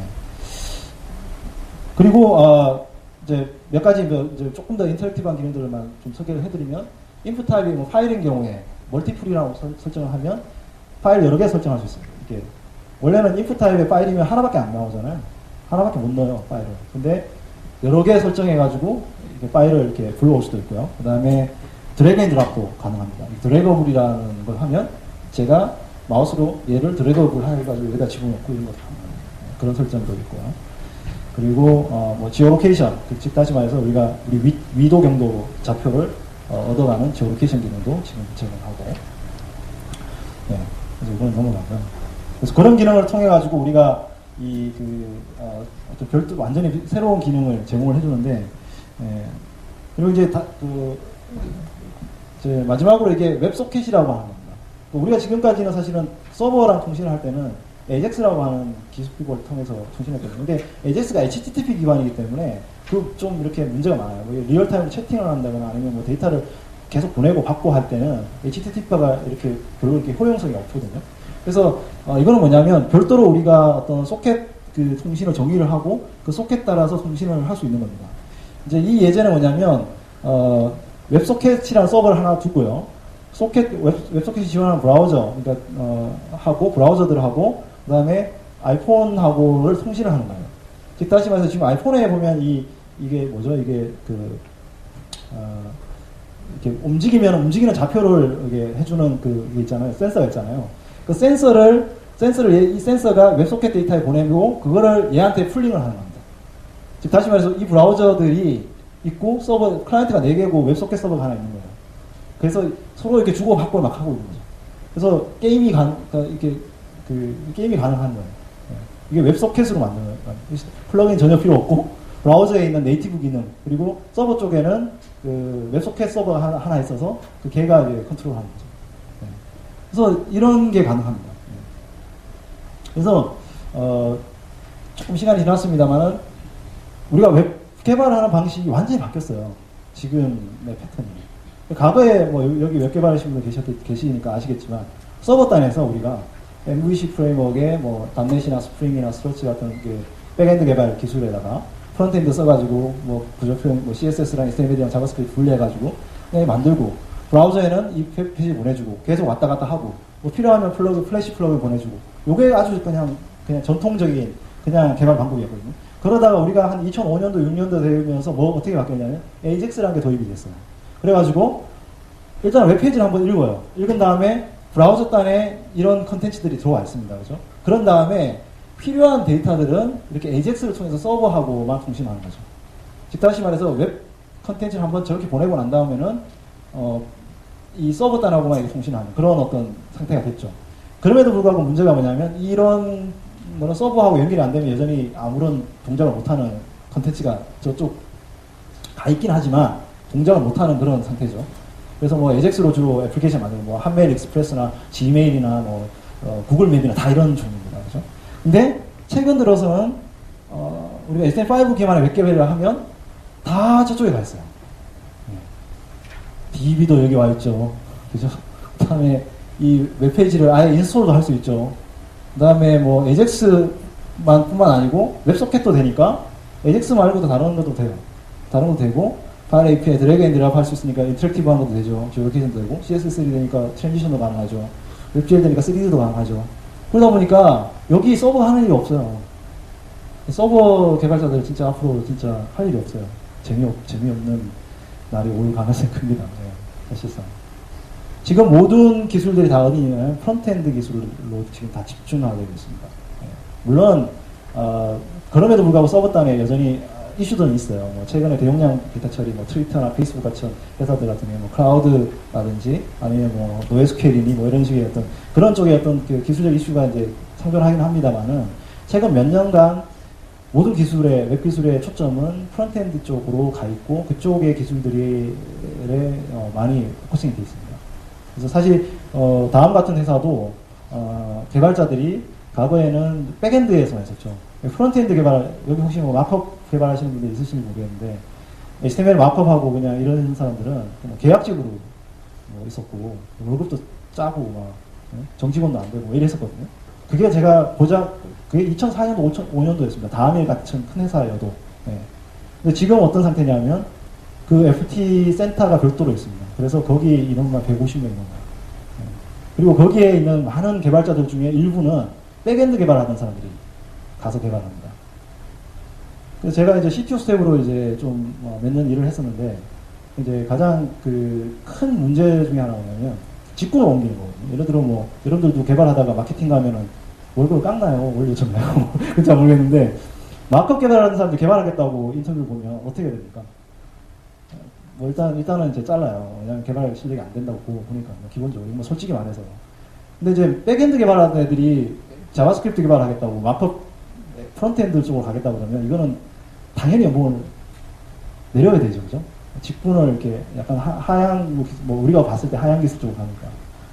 근데 저희가 뭐 2005년도, 6년도 이럴 때 이제 이 프론트엔드 기술이 중요하다고 생각을 하고 이제 뭐 EJX에 투자하고 막 이러면서 FT 센터에 뭐 또 만들고 막 사람도 뽑고 막 이러면서 저희가 그걸 그대로 연봉도 맞춰주고. 예, 그래서 지금은 이 프론트엔드 쪽에 굉장히 많은 인력들이 되고 있고요. 우리 현재 저희가 작년에 다음에서 개발자를 50명을 뽑았는데 그 중에 40명을 FT 센터로 보냈어요. 걔들 다 컴퓨터공학 전공하는 애들. 다 학교에서 컴퓨터공학 전공하는 애들이었어요. 학교에서는 자바스크립트 자자도 모르고 회사 왔어요. HTML, H도 잘 모르고 왔어요. 그런 애들. 그런 애들한테 프론트엔드 보내니까 애들이 막 난 프로그램 개발 뭔가 좀 해가지고 소프트웨어, 멋진 소프트웨어 만들려고 하는데 이게 회사에서 마크업 하라고 그러고 자바스크립트 개발하라고 이건 아닌데 막 이럴 때 제가 주로 이제 항상 마지막 강의를 이제 공채 교육할 때 마지막 강의를 하는데 제가 얘기를 하죠. 항상. 얘들아, 구글에 가면 박사님들도 다 자바스크립트 개발한단다. 예. 구현 기술이 중요한 게 아니라 현재 기술에 어떤 기술이 중요한지를 알고 그거에 맞춰가는 것이 가장 중요하다고 얘기를 해주는데 어쨌든 현재 많은 어떤 기술 변화가 이쪽에 이제 존재를 합니다. 그래서 그 첫 시간은 조금 제가 오버를 했는데 첫 시간은 그 HTML5에 대한 어떤 뭐 개괄적인 소개하고 그다음에 뭐 안에 들어있는 주요 기능들에 대해서 간단하게 소개해드렸습니다. 잠깐 쉬시고 쉬는 동안 질문 있으시면 자유롭게 질문하시고. 예.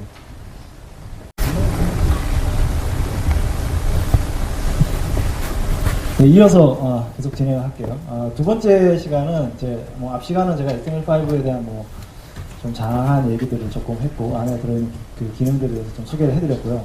두 번째는 이제 그럼 현실적으로 HTML5를 지금 당장 써야 되는데 어디에 쓰면 좋겠냐라고 했을 때 사실 우리가 지금 이제 세상 바뀌는 것도 말씀을 드렸었는데 모바일 쪽에서 당장 우리가 좀 사용을 해볼 수가 있을 것 같습니다. 그래서 그쪽에 포커스를 맞춰가지고 좀 말씀을 드릴게요. 왜 그러냐면 이제 우리 웹사이트 중에 이제 html5test.com이라는 사이트가 있습니다. 그래서 html5test.com이라는 웹사이트를 제가 뒤에 뭐 브로그도 있는데 가보시면 브라우저들이 얼마나 HTML5를 지원하는지를 점수화 시킨 게 있어요. 그래서 이게 그 점수인데요. 점수인데 지금 뭐 보시면 대부분 다 200점을 넘어가죠. 이게 400점 만점입니다. 근데 이제 200점, 230점을 넘어가는데 저쪽에 있는 3개 브라우저들은 뭐 낙제도 아니죠. 100점이 거의 낙제 수준인데. 그래서 저런 상태입니다. 그렇기 때문에 한국은 어떤가요? 저 3개 브라우저가 95% 가까이 됩니다. 그렇기 때문에 당연히 PC웹에서는 HTML5를 쓰기가 쉽지가 않습니다. 그런데 해외 같은 경우는 안 그렇거든요. 해외 같은 경우는 저 브라우저, 저 i678이 20%밖에 안 돼요. 나머지 브라우저들이 80%고요. 저 브라우저는 20%밖에 안 돼요. 그러니까 8대2니까 저는 역전이 되겠죠. 우리가. 그렇기 때문에 외국은 이런 부분에 대해서 굉장히 빠르게 어댑션을 하고 있습니다. 그래서 현재 당장 우리가 PC에서 쓰기 어려운 부분이 사실은 현실적으로 존재를 합니다. 그러면은 이제 뭐 아까도 저한테 질문하셨는데 이게 표준이 그러면은 PC에서 쓰려면은 뭐 기다려야 되나요? 뭐 이렇게 언제까지 기다려야 되나요? 이거 언제 끝나나요? 이렇게 많이 물어보시기도 하거든요, 저한테. 뭐 그냥 자문자답을 해보면 제가 이제 그런 얘기를 합니다. 웹개발자들한테. 여기도 웹개발자들 아마 계실 건데 만약에 우리가 표준을 만들었는데 그 표준 모든 브라우저가 그 표준을 100% 지키는 브라우저가 어느 한 시점에 딱 존재하게 됐다. 그러면 여러분들은 전부 다 회사를 그만두고 통닭을 튀기든지 뭐 다른 일을 찾아야 됩니다. 왜? 그러면 누구나 할 수 있어요. 그러니까 우리 같은 웹개발자가 아니어도 다 통일되어 있는데 누가 못할까요? 아까 제가 아이가 세상을 지배하던 시절에 대해서 말씀드렸죠. 그때 웹이 제일 안 될 때였어요.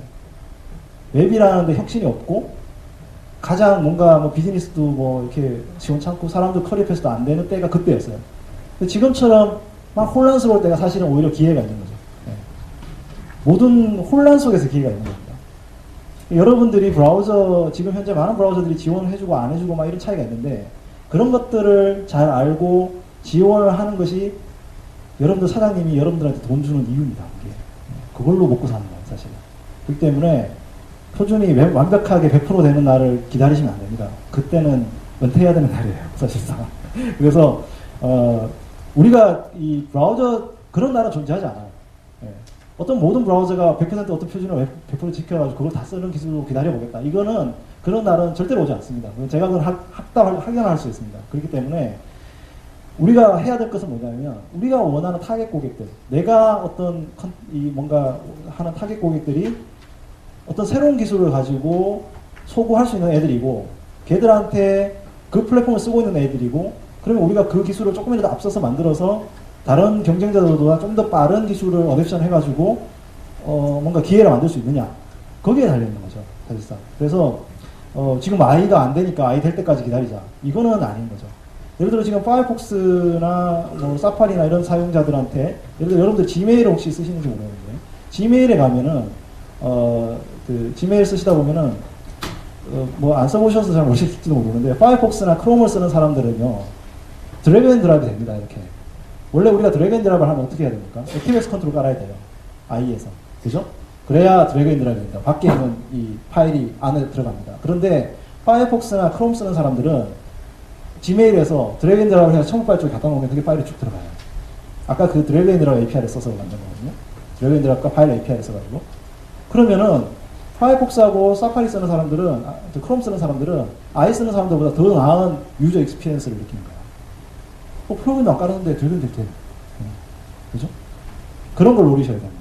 어떤 니치 시장, 니치 기술을 가지고 니치 유저들을 와, 야, 구글을 해주네. 이거 어떻게 하지? 신기하다. 한국에서는 IE에서는 좀 더 액티브스 깔아야 되는데. 예. 그런 것들에 대한 어떤 포커싱을 좀 맞춰야 돼요. 좀 이제 여담입니다만은. 어쨌든 이 현재의 상태는 사실은 조금 암울하게도 한국 시장에서는 PC 쪽에서는 조금 커버하기가 좀 힘든 부분이 없지 않아 있습니다. 근데 이 모바일 쪽 브라우저들, 즉 다시 말해서 안드로이드나 아니면은 그 iOS에 있는 브라우저들은 아까 제가 말씀드린 대부분의 기술들 다 제공을 합니다. 예. 그래서 이것을 갖다가 쓸 수가 있습니다. 그래가지고 이게 그 2009년도에 팀 오랄리가 만드는 오랄리 레이더라고 하는 블로그에 Why is HTML suddenly interesting이라고 돼 있어서 이게 HTML에 갑자기 사람들이 관심을 많이 가질까? HTML이 뭐 별것도 아닌 기술인데 라고 하는 그 글에 보면 iOS 기반의 앱 스토어에다가 네이티브 앱을 만드는 개발자가 적어놨어요. 뭐라고 적어놨냐면, 야, 내가 CSS3랑 데이터베이스 API랑 jQuery 갖고 HTML5 애플리케이션, 웹 애플리케이션 만들어 보니까 내가 이게 바보같이 오브젝트-C 앱을 내가 그 멍청하게 짜고 있었다는 게 내가 정말 그런 생각이 든다 라고 이렇게 제가 한 말을 한 커테이션을 한 겁니다. 즉 다시 말해서 여러분들 우리가 앱스토어, 아이폰 앱스토어에다가 이렇게 네이티브 앱을 올리려면 그 오브젝트 C 해야 되죠, 그죠? 그 다음에 안드로이드는 자바 해야 된다, 그죠? 그거 모르면 사실은 앱 못 만들어요. 네. 그래서 이게 뭐 오브젝트 C 이거 뭐 누가 가르쳐 주는 거 아니에요. 다시 또 독학으로 배워야 됩니다. 애플은 교육과정도 안 만들어줘요. 애플은. 얘는 마이크로소프트나 이런 써니나 이런 회사들은 그래도 개발자들하고 친해가지고 그런 거 잘 해주는데 애플은 그런 것도 안 해요. 그 엄청난 폐쇄적인 회사입니다, 사실. 그래서 그 다들 막 힘들게 막 맥북 그 중고 사가지고 그 뭐 이렇게 책 사가지고 막 이렇게 메뉴를 보면서 그렇게 해가지고 멍청하게 만들었는데 사실 이거 웹으로 만드니까 금방 되더라. 뭐 이런 겁니다. 그래서 사실 이제 이게 그런 예제들을 잠깐하게 보면은 제가 이게 뭐 약간 깨지지만 모노클이라고 웹 기반의 이북 리더입니다. 그래서 사실 요 사이즈가 딱 들어가면 모바일에 들어가는 거죠. 브라우저에 들어가지만 파이어폭스 들어간다가는. 그래서 이렇게 기본적인 이북 그 기능을 제공할 수 있는 그런 그걸 할 수 있어요. 브라우저지만. 그래서 웹도 되고. 그리고 이거는 이제 스케치패드라고 하는 건데요. 캔버스를 통해 가지고 그림을 그리는 겁니다. 그래서 뭐 우리가 뭐 이렇게 포토샵 수준은 아니어도 기본적인 기능을 할 수 있는 것들은 다 만들 수 있어요. 여러분들 이 웹사이트를 가보시면 기본적인 어떤 그 그래픽 도구 툴을 쓸 수 있는 그런 그것도 가능하고요. 애플리케이션도. 이거는 이제 핸드 오브 그리드라고 하는 앱입니다. 예. 보시면 뭐 이 앱들을 보시면은 땅에 동전이 있어요. 그래서 저기 날카로운 게 있죠, 그죠? 동전을 주워야 되는데 전부 찔리면 안 됩니다. 예. 찔리지 않고 잘 주워야 되는데. 찌르면 저렇게 피나고 이런 더 어려운 이제 근데 이게 뭐로 만들었을까요? 이게 뭐 아이폰 앱처럼 보이시죠, 그죠? 실제로 HTML 캔버스로 만든 겁니다. 캔버스로 만들어서 배포는 뭐로 하냐? 아이폰 앱으로 하는 거예요. 그 껍데기만 아이폰 앱이고요. 안에 돌아가는 저는 캔버스라고 하는 캔버스 툴을 써가지고 아까 캐시처럼 이렇게 저장을 하고 걔를 그 로컬에서 돌리는 겁니다. 지금 뭐 점수 업데이트 할 때만 서버에 연결하면 되겠죠. 네. 그런 식으로 하는 게 되게 핸드오브 그리드라고 합니다. 그래서 대부분의 지금 현재 만들어지는 앱들의 80%는 알맹이는 웹입니다. 웹. 네. 과거에는 우리가 네이티브 앱들이 꽤 많았어요. 뭐 게임이나 이런 거는 사실은 네이티브 웹 위주로 만들어야 되고 또 디바이스 쪽을 컨트롤 해야 되잖아요. 카메라 찍고 그다음에 뭐 이렇게 아까 자이로스코프나 이런 뭐죠 이거 진동 센서나 이런 거 써야 되기 때문에 네이티브 웹을 써야 되거든요. 그런데 최근에 뭐 정보성 컨텐츠를 갖고 있는 앱들이죠. 그런 앱들은 대부분 다 웹입니다. 지금 현재 다음에서 만들어지는 앱들이 한 10가지 정도가 있는데 마이피플 앱을 제외하고 모든 앱들이 다 웹앱입니다. 그 안에 껍데기만 iOS하고 안드로이드를 배포하지 실제로 그 안에 들어가는 컨텐츠는 다 웹으로 만들어져 있어요. 그런데 지도 앱들 많이 쓰시죠. 그죠? 다음 지도 앱들 보시면 뭐 로드뷰도 있고 뭐 이렇게 지도 이렇게 하는데 그게 다 웹으로 만들어져 있어요. 그건 네이티브 앱이 아닙니다. 그 로드뷰를 어떻게 만들지? 로드뷰를 지도로 네. 다 캔버스로 해가지고 만듭니다. 그래서 여러분들 이렇게 그 PC에서는 로드뷰를 이렇게 보실 때는 플래시로 돼 있어요. 나중에 뭐 혹시 한번 해보십시오. 그럼 플래시로 만들어져 있어요. 플래시 플러그인이 돌아가거든요. 근데 아까도 얘기했잖아요. 안드로이드하고 iOS에서는 플래시 안 되죠. 근데 그 기술을 쓸 수가 없어요. 근데 어떻게 해야 되냐? HTML5 캔버스 써서 저희가 만들게 돼 있어요. 그게 그 동작이 됩니다. 이렇게 360도 돌리고 막 이렇게 하는 거예요. 네. 그래서 저희가 뭐 조금 있으면 저희가 그 로드뷰 API, 모바일용 로드뷰 API도 저희가 이제 한 12월 초 정도 되면 오픈할 텐데 어쨌든 다 웹으로 돼 있어요. 껍데기만 앱입니다. 그러다 보니까 어떤 게 생겼냐면 폰갭이라고 하는 이제 그 오픈소스 프로젝트가 있습니다. 근데 이 폰갭이라는 오픈소스 프로젝트가 굉장히 유명한데 이 프로젝트가 몇 주 전에 어도비 인수가 됐어요. 네, 왜 인수가 됐냐? 잘 보십시오. 이게 어떻게 뭘 하냐면요. 여기 보시면 iOS, 안드로이드, 팜, 뭐 신비안, 바다 다 지원, 뭐 이제 지금도 바다도 지원하는데 이 브라우저, 이 플랫폼 다 지원해요. 뭘 지원하느냐? 안에 껍데기, 안에 알맹이는 웹으로 만드는 거예요. 그리고 껍데기는 앱으로 만들어주는 거예요. 이게 우리가 흔히 말해서 하이브리드 앱이라고 하거든요.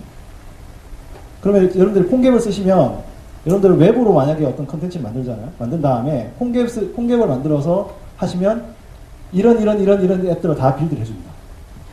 안에는 웹이죠. 밖에는 다 실제 앱처럼 나와요. 그러면 여러분들 그거 앱스토어에 올리시면 합니다. 이렇게 다시. 그래서 얘가 하는 역할이 하이브리드 앱을 만드는 플랫폼입니다. 개발 툴이에요. 이제 우리가 웹에서 가장 큰 문제가 하나가 뭐냐면은 디바이스에 있는 카메라라든지 센서나 블루투스나 이런 걸 컨트롤 못하는 거예요. 사실 웹이 그걸 못해요. 근데 이 폰갭이 뭘 하냐면 그런 것들을 컨트롤할 수 있는 자바스크립트를 다 만들어놨어요. 자바스크립트로 카메라 꺼, 카메라 갖고 와, 뭐 사진 찍었으면 갖고 와, 이런 거 다 됩니다. 여러분들 이제 푸딩 카메라 많이 쓰시죠? 그 KTH에서 만든 얼굴 인식해가지고 이렇게 뭐 그거 뭐죠 그거 닮은 꼴을 만드는 그 앱이요. 그 앱도 웹앱입니다. 이걸로 만든. 거짓말 하시는 거. 제가 그 팀장을 잘 압니다. 그걸로 만들었어요. 그래서 요즘에 KTH가 그런 거 웹엑스프레소랑 이런 이쪽 웹 쪽을 많이 이렇게 홍보를 많이 하고 다녀요. 혹시 뭐 여러분들 관심 있으시면 비슷한 뭐 교육과정의 것을 들으실 수 있을 텐데 이 현재 이 그 웹앱의 생태계 자체가 네이티브 앱으로는 뭐 게임이나 옛날에 뭐 그렇게 해서 돈 버는 건 좀 어려워졌고 이제 무료 앱들을 많이 배포하고 그거를 통해서 뭐 광고나 이런 걸 통해서 이제 비즈니스를 창출하는 쪽으로 앱 생태계가 많이 바뀌었어요. 그래가지고 그 웹앱과 네이티브 앱의 가장 큰 차이점이 뭐냐면 이겁니다. 네이티브 앱은 여러분들이 만들잖아요. 만들면 뭔가 이렇게 버그가 있어요. 그래서 이제 iOS에다 올렸는데 그게 버그가 있는지 이제 안 거예요. 올려놓고 난 다음에. 그러면 어떤 일이 생깁니까? 고쳐가지고 다시 앱을 다시 업데이트 하죠.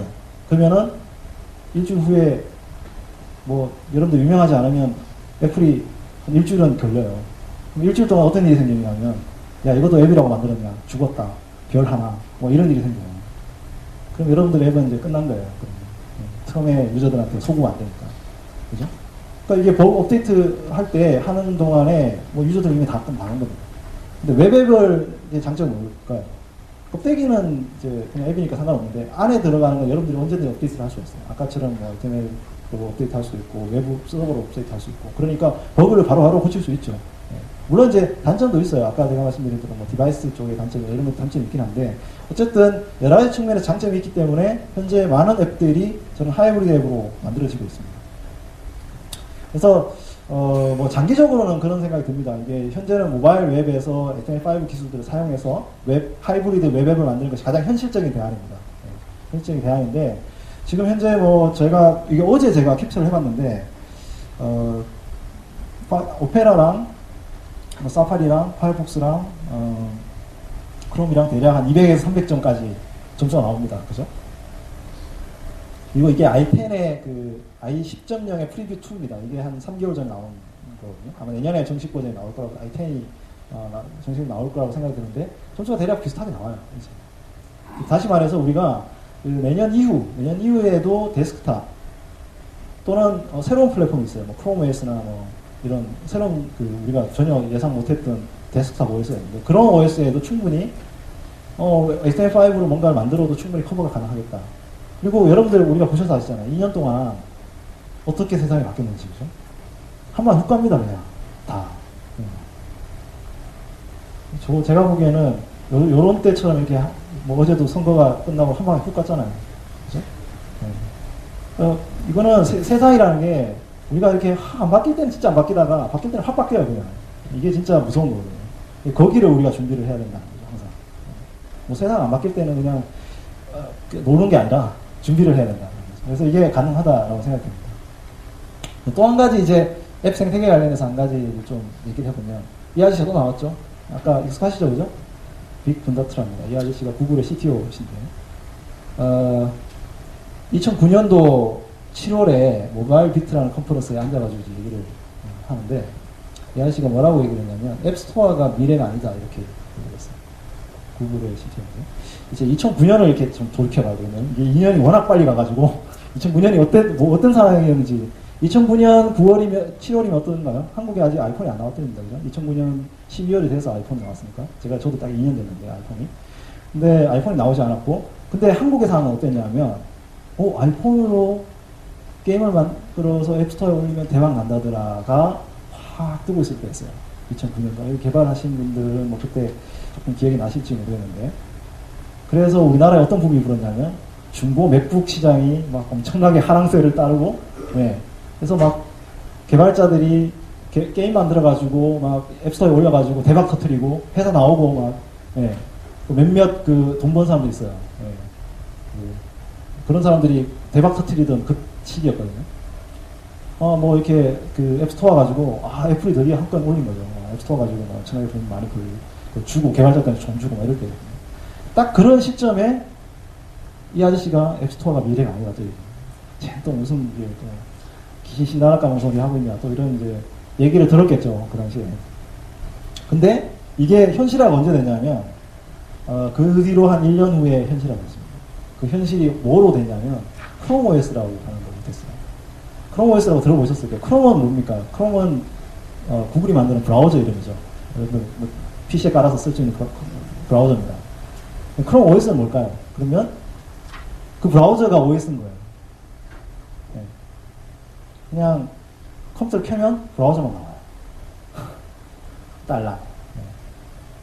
그냥 브라우저에서 그냥 뭐 게임하고 메일 쓰고 하고 그다음에 이제 뭐 채팅하고 컴퓨터 끄면 끝나는 거예요.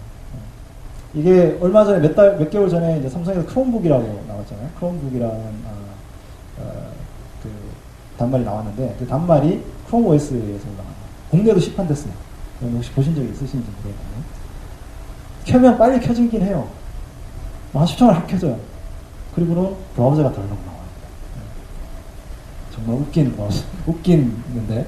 근데 이게 우리가 흔히 말해서 넷북 시장 있죠. 넷북 시장을 사람들이 어느 정도 잠식을 할 거다. 물론 이제 희망적이진 않습니다만은. 전혀 새로운 우리가 지금까지 생각하지 못했던 브라우저 기반의 OS가 나온 거죠.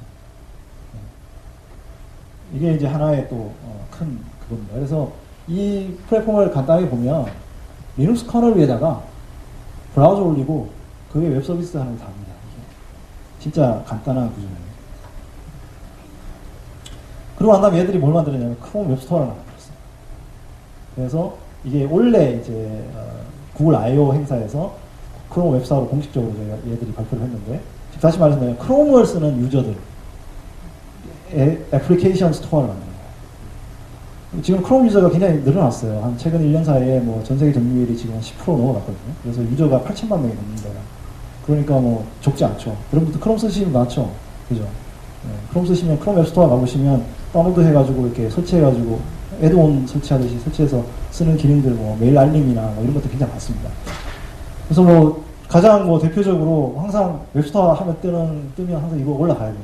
앵그리버드 안 뜨는 웹스토어는 웹스토어가 아니다. 구글에 검색 안 되면 아무것도 아니고, 그죠? 앵그리버드가 안 올라가 있는 앱스토어는 앱스토어가 아니에요. 그죠? 그리고 페이스북하고 트위터에다가 안 올리면 하고 아무것도 안 한 거죠. 세상이 그렇게 돌아가죠. 네. 이 앵그리버드도 크롬 웹스토어에 올라가 있습니다. 사실 별거 아니에요. 그냥 웹으로 만든, 그냥 크롬 웹으로 만든 그냥 앵그리버드예요. 근데 이게 큰 그 이펙트를 주는 거죠, 우리한테. 그리고 이제, 이건 뭐 제가 보기에 성공 가능성이 뭐 아주 높다고 하기는 어렵지만, 지금 이제 통신사들이 모여서 하는, 왁이라고 하는 앱스토어가 있습니다. 근데 이제 통신업체들, 그죠? 통신사들, 텔코들이 이 그 왁을 만드는, 왁이라는 앱스토어를 만들었어요. 그래서, 이게 다 이제 기반 플랫폼이, 웹 기반으로 있어요. HTML5 기반으로 만들어서 지금 하고 있습니다. 그래서 지금 국내도 이게 K왁이 이제 오픈을 뭐 한다고 계속 하는데 연기가 되는데, 뭐 여기 지금, 그 교육을 하는 SK텔레콤부터 해서 KT도 여기다 가입돼 있고, 앱스토어 시장에 이렇게 진입을 하려고 지금 하고 있죠. 큰 빅플레이어 중에 하나입니다.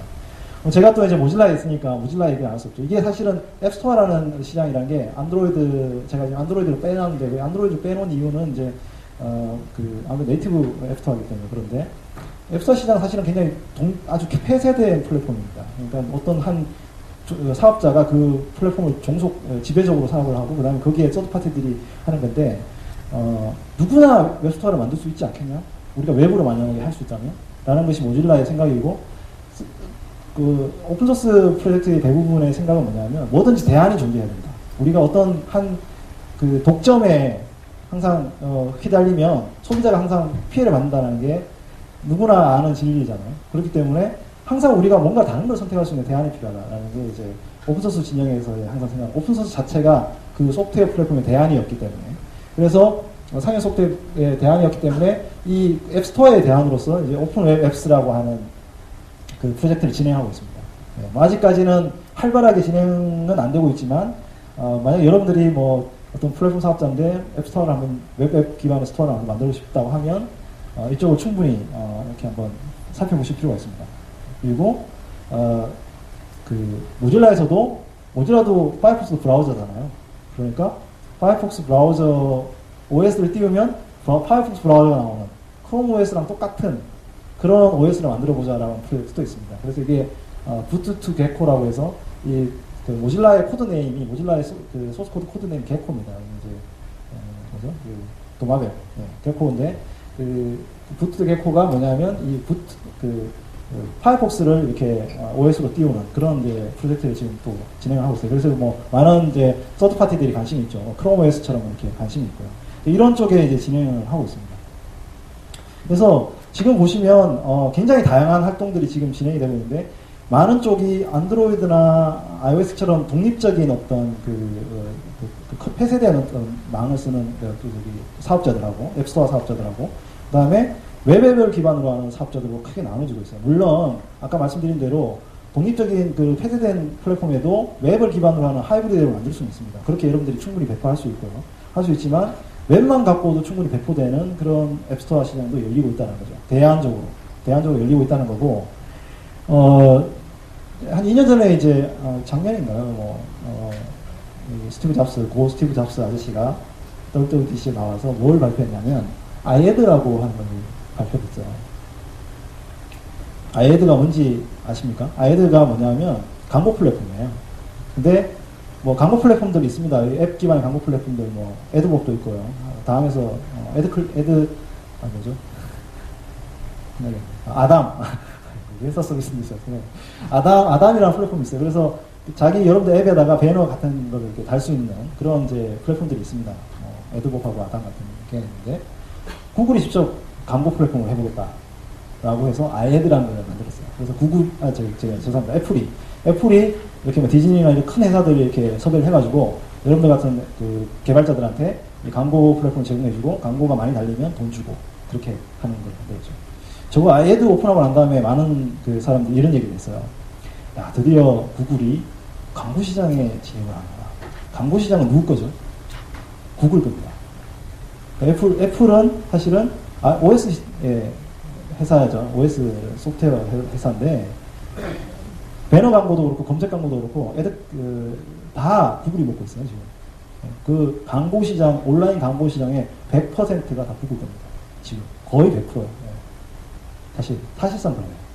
그러니까 돈 엄청 벌고 있어요. 그러니까 그 구글이 안드로이드를 가지고 iOS 시장을 진입을 하니 얘들도 그 광고를 해가지고 구글을 차야 된다고 생각을 했나 보다라고 많이 생각을 했어요. 근데 사실 실상은 그게 아닙니다. 왜 아닌가 하면 앱스토어를 가지고 많은 개발자들을 끌어모았어요. 애플이. 여러분들도 뭐 경험이 있으면 앱스토어에 뭐 정말 많은 앱들이 있거든요. 그리고 그걸 하고 있는데 근데 지금까지 애플이라는 회사는 그런 적이 없었어요. 즉 다시 말해서 생태계를 만들어가지고 장사해가지고 돈 번 적이 한 번도 없어요. 걔들은 예전에 애플2 만들 때도 그랬고 맥 만들 때도 그랬고 아이팟 만들 때도 그랬고 다 폐쇄적인 자기네 어떤 사업으로 해가지고 만들었지 어떤 서드 파티를 만들어서 걔들한테 돈 나눠주고 이런 걸 해본 적이 없어요. 물론 그 전에 아이팟 할 때는 아이튠즈 해가지고 음반사들한테 돈 나눠준 적 있죠. 근데 음반사한테 돈 나눠줬지 가수들한테 돈 안 나눠줬거든요. 사실상 그렇거든요. 근데 앱스토어는 아니거든요. 앱스토어는 개발자들한테 돈을 나눠줍니다. 지금까지는 사실 서드파티 개발자들한테 돈 나눠주는 거는 뭐 사실은 마이크로소프트나 써니나 이런 회사들이 잘하는 거였죠. 그 어떤 플랫폼 위에서 서드파티 앱 만들고 그걸 생태계로 만들어서 비즈니스 하고 하는 거는 사실 소프트웨어 플랫폼 회사들이 잘했던 거고 웹 플랫폼이나 사실 애플은 그런 걸 해본 적이 없어요. 애플은 고객 지원도 잘 안 돼요. 우리 뭐 CS도 잘 안 되잖아요, 사실. 그런 걸 할 만한 회사가 아니에요, 사실 애플은. 대박 나는 거죠, 사실. 이게 디처드 하다가 이게 잡은 거예요. 소잡은 거예요, 사실. 처음에 여러분들 전기에 보면 그런 내용이 있지 않습니까? 스티브 잡스가 앱스토어를 해야 된다고 얘기했을 때, 나 그거 하기 싫다라고 얘기했대요. 스티브 잡스가 처음에.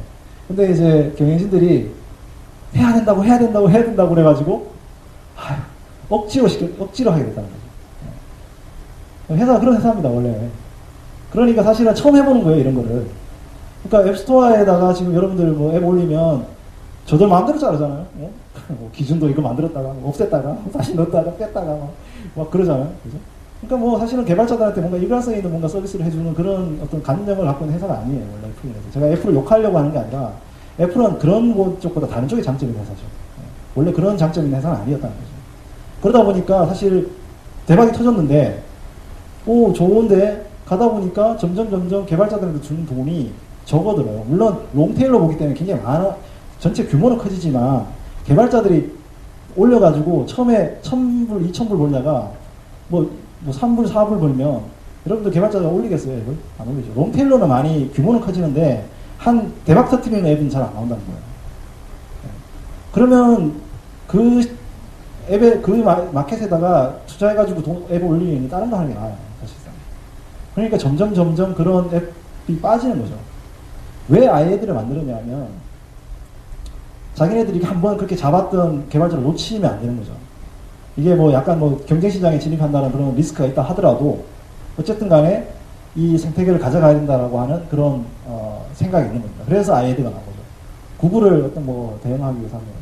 즉 다시 말해서 무슨 말이냐면 앱 생태계가 유료 앱으로 성공하기는 이제 어려워진다는 겁니다. 점점. 물론 이제 그 중에도 대박 터트리는 애는 있겠지만 전반적으로 우리가 지금까지 어떤 산업 생태계라는 것은 이제 뭐 대박 터트리는 몇 명을 위해서 준비하는 게 아니거든요. 다 같이 잘 먹고 잘 살자고 있는 거지. 그죠? 그러려면 이 그 기술 생태계, 즉 다시 말해 에코시스템도 그런 쪽으로 잘 발달이 돼야 됩니다. 그래서 그런 측면에서 이제 이걸 만든 거죠. 즉 다시 말해서 우리가 어떤 그 롱텀하게 봤을 때 앱 생태계는 여러 개의 생태계가 여러 개의 어떤 그 오픈되어 있거나 클로즈되어 있는 생태계가 존재하고 다양한 비즈니스 모델이 존재하고 단순히 유료 모델로만 돈을 버는 게 아니라 다양한 어떤 방법을 통해서 서로 이걸 잘하면 이걸로 돈 벌고 저걸 잘하면 저걸로 돈 벌고 이렇게 돼야 되는 게 사실은 맞는 거죠. 기회가 공정하게 나와야 되는 거죠. 그래서 그런 측면의 어떤 그 변화가 지금 현재 그 앱 생태계에 대해서 존재합니다.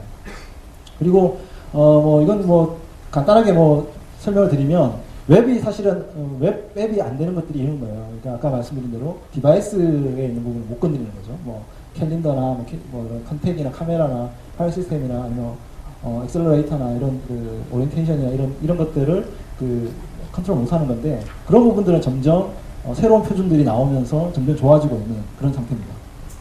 그래서 결론적으로는 차세대 OS는 기존 PC하고 완전히 다릅니다. 그래서 지금까지 우리가 생각했던 어떤 데스크탑 기반의 중심의 앱과 또는 스마트폰 중심의 앱하고 완전히 다르게 전혀 엔스크린, 뭐 이거는 뭐 많이 쓰는 얘기입니다만 다양한 디바이스가 존재하고 그런 다양한 디바이스에 다 이렇게 서포트 되는 기술을 뽑아가지고 쓰는 데가 사실상 비즈니스 기회가 더 큰 거죠. 뭐 한쪽만 하다가는 한 방에 효과니까. 그렇기 때문에 그런 부분들이 필요하고 그런 부분들을 지원해주는 어떤 웹 기반의 플랫폼들이 자꾸 성장을 하고요. 그런 부분들을 많이 여러분들이 기존에 하시면서도 어댑션을 하고 새로 한번 해보고 하는 그런 어떤 그 역할들을 좀 해보실 필요가 있겠습니다. 시간이 조금 남아서 제가 여러분들이 이거 HTML5를 어떻게 배울까 뭐 이런 거를 이제 간단하게 가이드를 드리면 제가 이게 저희가 HTML5를 웹표준 커뮤니티들이 있어요, 한국 내에. 근데 이제 웹표준 커뮤니티들이 그럼 HTML5에 대해서 조금 뭔가 제대로 알리자라고 해가지고 저희가 2009년도에 컨퍼런스를 9년인지 10년인지 헷갈리는데 한 적이 있어요. 그때 강사들이 한 5명 정도 강의를 하는데 그럼 강의만 하고 많지 말고 뭔가 좀 가이드를 만들어주자. 그래가지고 저희가 그럼 뭐 간단하게 가이드를 주면 이렇게 묶어가지고 이제 인쇄해서 나눠주죠. 뭐 얼마 안 될 거니까. 그래서 뭐 교재 같은 거 이런 교재 같은 거 만들어주죠. 이렇게 해서 했는데 웬걸 이 사람들이 5명이 글을 쓰는데 이게 230페이지가 된 거예요. 그래서 이 책을 저희가 그때 인쇄를 해서 나눠줬어요. 그 사용자들한테.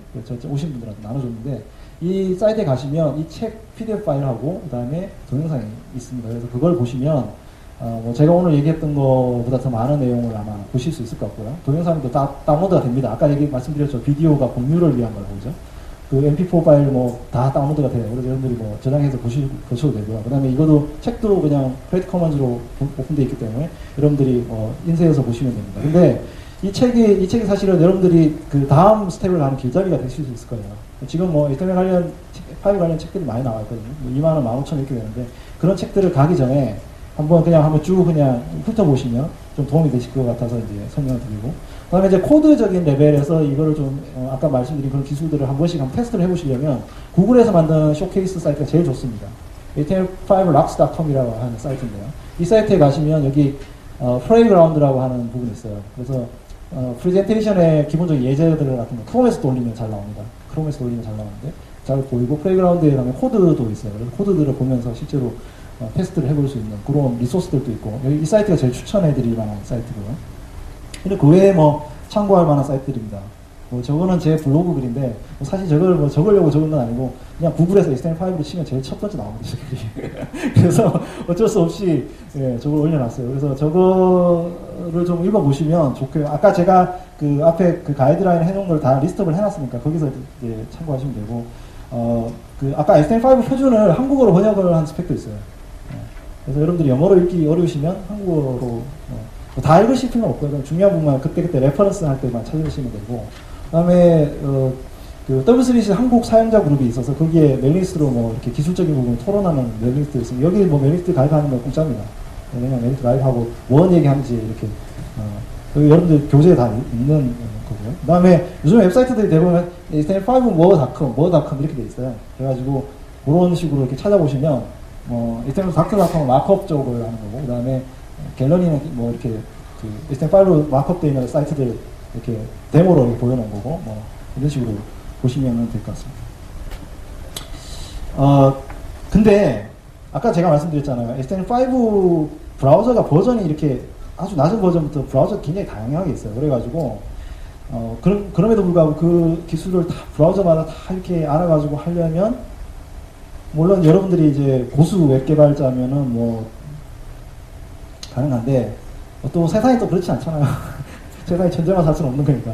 그래서, 이 모더나이저라고 하는 라이브러리가 있습니다. 이 모더나이저라는 라이브러리는 뭐냐면, 여기 보시면은, 아까 제가 설명해드린 HTML5 관련 기술들을 다 있어요. 그리고, 뭐, 기타 기술들, 그 다음에 CSS3에 관련 기술들이 쭉 있는데, 이 모더나이저 내가 원하는 기술들을 클릭을 해가지고, 여기 밑에 제네레이트라는 버튼이 있는데, 그걸 클릭을 하면, 라이브러리 하나를 만들어 줍니다. 자바스크립트 라이브러리가. 즉, 다시 말해서 뭐냐면, 그 자바스크립트 라이브러리가 뭘 하냐면, 호환성이 안 맞는 브라우저 있잖아요. 아주 옛날 브라우저 있잖아요. 그 브라우저에 저 기능이 돌아가게끔 만들죠. 여러분들 마크업을 했는데, 아까 뭐 CSS나 3나 아니면, 기능을 HTML5로 만들었는데, 구 브라우저 있잖아요. 호환이, 그 기능이 제공 안 되는 브라우저 있잖아요. 그 브라우저한테 그 기능이 구현이 되게끔 해주도록 만드는 라이브러리입니다. 그래서 저거를 쓰면, 거의 대부분의 브라우저에서 똑같은 기능이 구현될 수가 있어요. 물론 약간의 차이는 존재합니다만, 그거는 이제 나중에 보시면 되고. 그래서 그런 부분들을 가능하게 하는, 라이브러리입니다. 이 라이브러리가 모더나이저가 굉장히 유명해졌어요. 예전에는 그냥 별거 올릴 없는 라이브러리였다. 가봤더니 제가 오랜만에 가봤더니, 뭐 트위터도 쓰고 페이스북도 쓰고 다 쓴다 이렇게 막 광고를 해놨더라고요.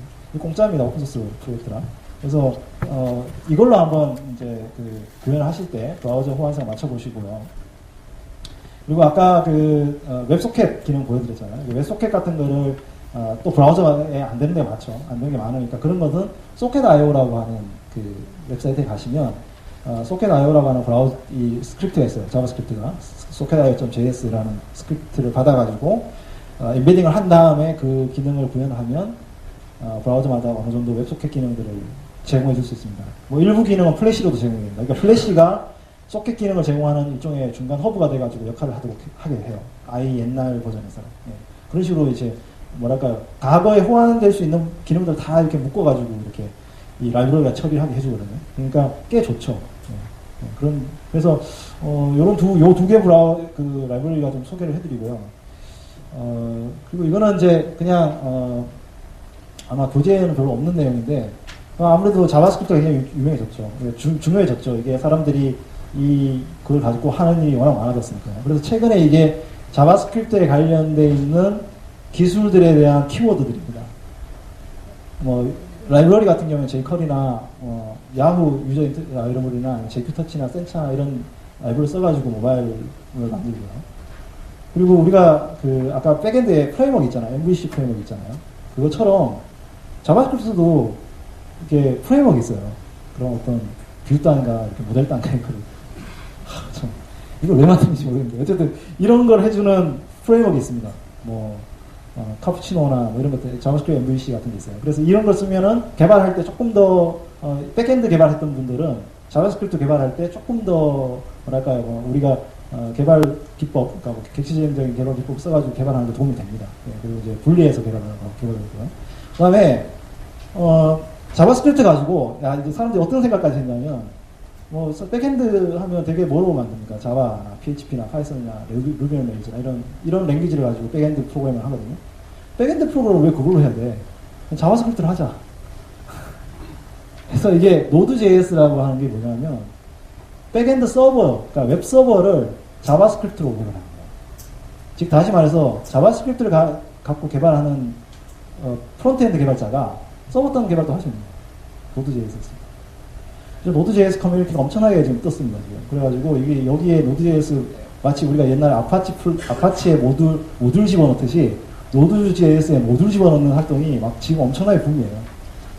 그래서, 이제는 이제 백엔드 개발자들은 사실 별로 할 게 없는 그런 상태까지 갔어요, 사실 거의. Node.js가 좋은 점이 뭐냐면, 아까 웹소켓을 잘 지원해주거든요. 그래서 이게 우리가 뭔가 리얼타임 이렇게 데이터들을 빨리빨리 처리하는 데 있어서는 웹서버보다는 훨씬 더 빠릅니다. 실제로.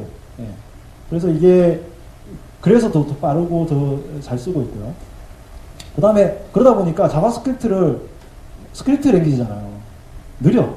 그걸 할 때. 그러니까, 컴파일을 하자. 바이너리로 만들어가지고 배포하죠. 하는 게 이게 커피 스크립트라는 게 있습니다. 커피 스크립트도 요즘 많이 사람들이 회자가 많이 됩니다. 이런 기술들이 최근에 지금 막 나와서 현재 이제 자바스크립트 쪽에 이게 사실은 더미가 아니고 엄청난 이제 고급 기술 중에 하나인데 어쨌든 이제 이런 기술들이 지금 현재 나오고 있고요. 시간을 뭐 제가 조금 원래는 제가 아까 버전까지는 되게 끝내는데 그래도 제가 오랜만에 또 강의도 하고 그러니까 몇 가지만 더 해보죠. 그럼 지금 현재까지는 이런 정도의 기술들이 나와 있어요. 앞으로는 뭐가 될까요? 앞으로는 뭐가 될까요? 아직까지 이 기술들은 책에도 없고 브라우저에 구현도 안 돼 있고 다들 머릿속에만 있고 지금 한참 막 앉아가지고 코드 짜고 있는 기술들. 그래서 이제 특히 이제 모질라 쪽에서 지금 하고 있는 기술들이 몇 가지만 소개를 해드릴게요. 하나는 웹 RTC라고 하는 게 있습니다. RTC의 약자는 리얼타임 커뮤니케이션의 약자입니다. 그래서 웹에서 리얼타임 커뮤니케이션 하는데 아까 그 웹소켓 보여드렸죠, 그죠? 그거하고 뭐가 좀 다르냐면 이 웹 RTC는 우리가 뭐랄까요, 멀티미디어 컨텐츠를 서로 이렇게 공유할 수 있습니다. 다시 말해서 텔레컨퍼런스, 화상회의 이름이죠. 그런 걸 할 수 있도록 만든 그런 표준 안입니다. 그래서 지금 현재 구글하고 모질라하고 오페라가 지금 별도 작업을 하고 있고요. 모질라에서 여러분들이 볼 수 있는데 레인보우라고 하는 이 프로젝트가 있는데 이 애드온을 깔면 기본적인 기능들을 볼 수가 있습니다. 뭐 이거는 이제 뭐 얘기하는 것보다 직접 보는 게 제일 나아요. 그래서 이쪽 왼쪽에 왼쪽에 이제 아코디언을 연주를 하고 있는데 그 아코디언 연주하는 거를 리얼타임에서 얘가 이렇게 노래를 부르는 거죠. 이게 화상회의처럼. 근데 이 커뮤니케이션을 가능하게 해주는 표준입니다. 그러니까 기존에 사실 화상회의 하려면 화상회의 시스템 써야 되잖아요. 근데 이거는 비디오 캡처, 아까 미디어 캡처하는 API를 써가지고 캡처를 받아가지고 웹소켓이 아닌 다른 RTC 호환 방법으로 해가지고 컨텐츠로 서로 하는 거죠. 리얼타임에. 그래서 이게 장점이 뭐냐면 우리가 웹소켓은 서버하고 클라이언트하고의 통신입니다. 그죠? 웹소켓은 HTTP의 어떤 그 확장 버전인데 이거는 P2P가 가능하더라고요. 우리가 피어 투 피어, 그러니까 웹을 가지고 피어 투 피어로 서비스를 할 수 있게끔 만들어주는 기술이라고 보시면 돼요. 지금 현재 구현이 된 거예요. 이게 데모가 가짜가 아니라 실제로 돌아가는 거예요. 그리고 디바이스 API에도 여러 종류의 API들이 나와 있는데 그 중에 하나는 미디어 캡처 API입니다. 이게 미디어 캡처 API는 이제 다 이게 지금 현재 표준을 만드는 표준화 초안이 만들어져 있고 구현을 지금 하고 있는 것들이에요. 그래서 뭐 사진을 찍어가지고 뭐 데이터를 받는 거. 그다음에 웹 NFC API라는 게 이건 뭐냐면 NFC 아시죠? 이게 우리가 통신을 할 때 RFID 말고 단말에다가 카드 댈 때 이렇게 하는 거죠. 그래서 예를 들어 우리가 NFC 카드, 그러니까 신용카드 같은 거 결제할 때 외부로 그 신용카드 정보를 읽어오고 할 수 있도록 그 센서에서 읽어올 수 있도록 해주는 그 API입니다. 지금 현재 구현하고 있고요. SMS API, SMS 보내는 API고, 텔레폰 API, 아예 외부 전화까지. 뭐 이거 뭐 장난 아니죠. 그냥 그 80 포트 써가지고 그냥 아예 그냥 데이터 통신 아예 그냥 외부로 해버리자 이런 이제 그거고요. 이게 조금 이름이 좀 이상합니다만 바이브레이터 API는 뭐냐면 진동이죠. 그래서 우리가 이렇게 핸드폰 오면 진동 모드를 끼잖아요. 진동 모드 진동 띵 하고 이렇게 해주는 거.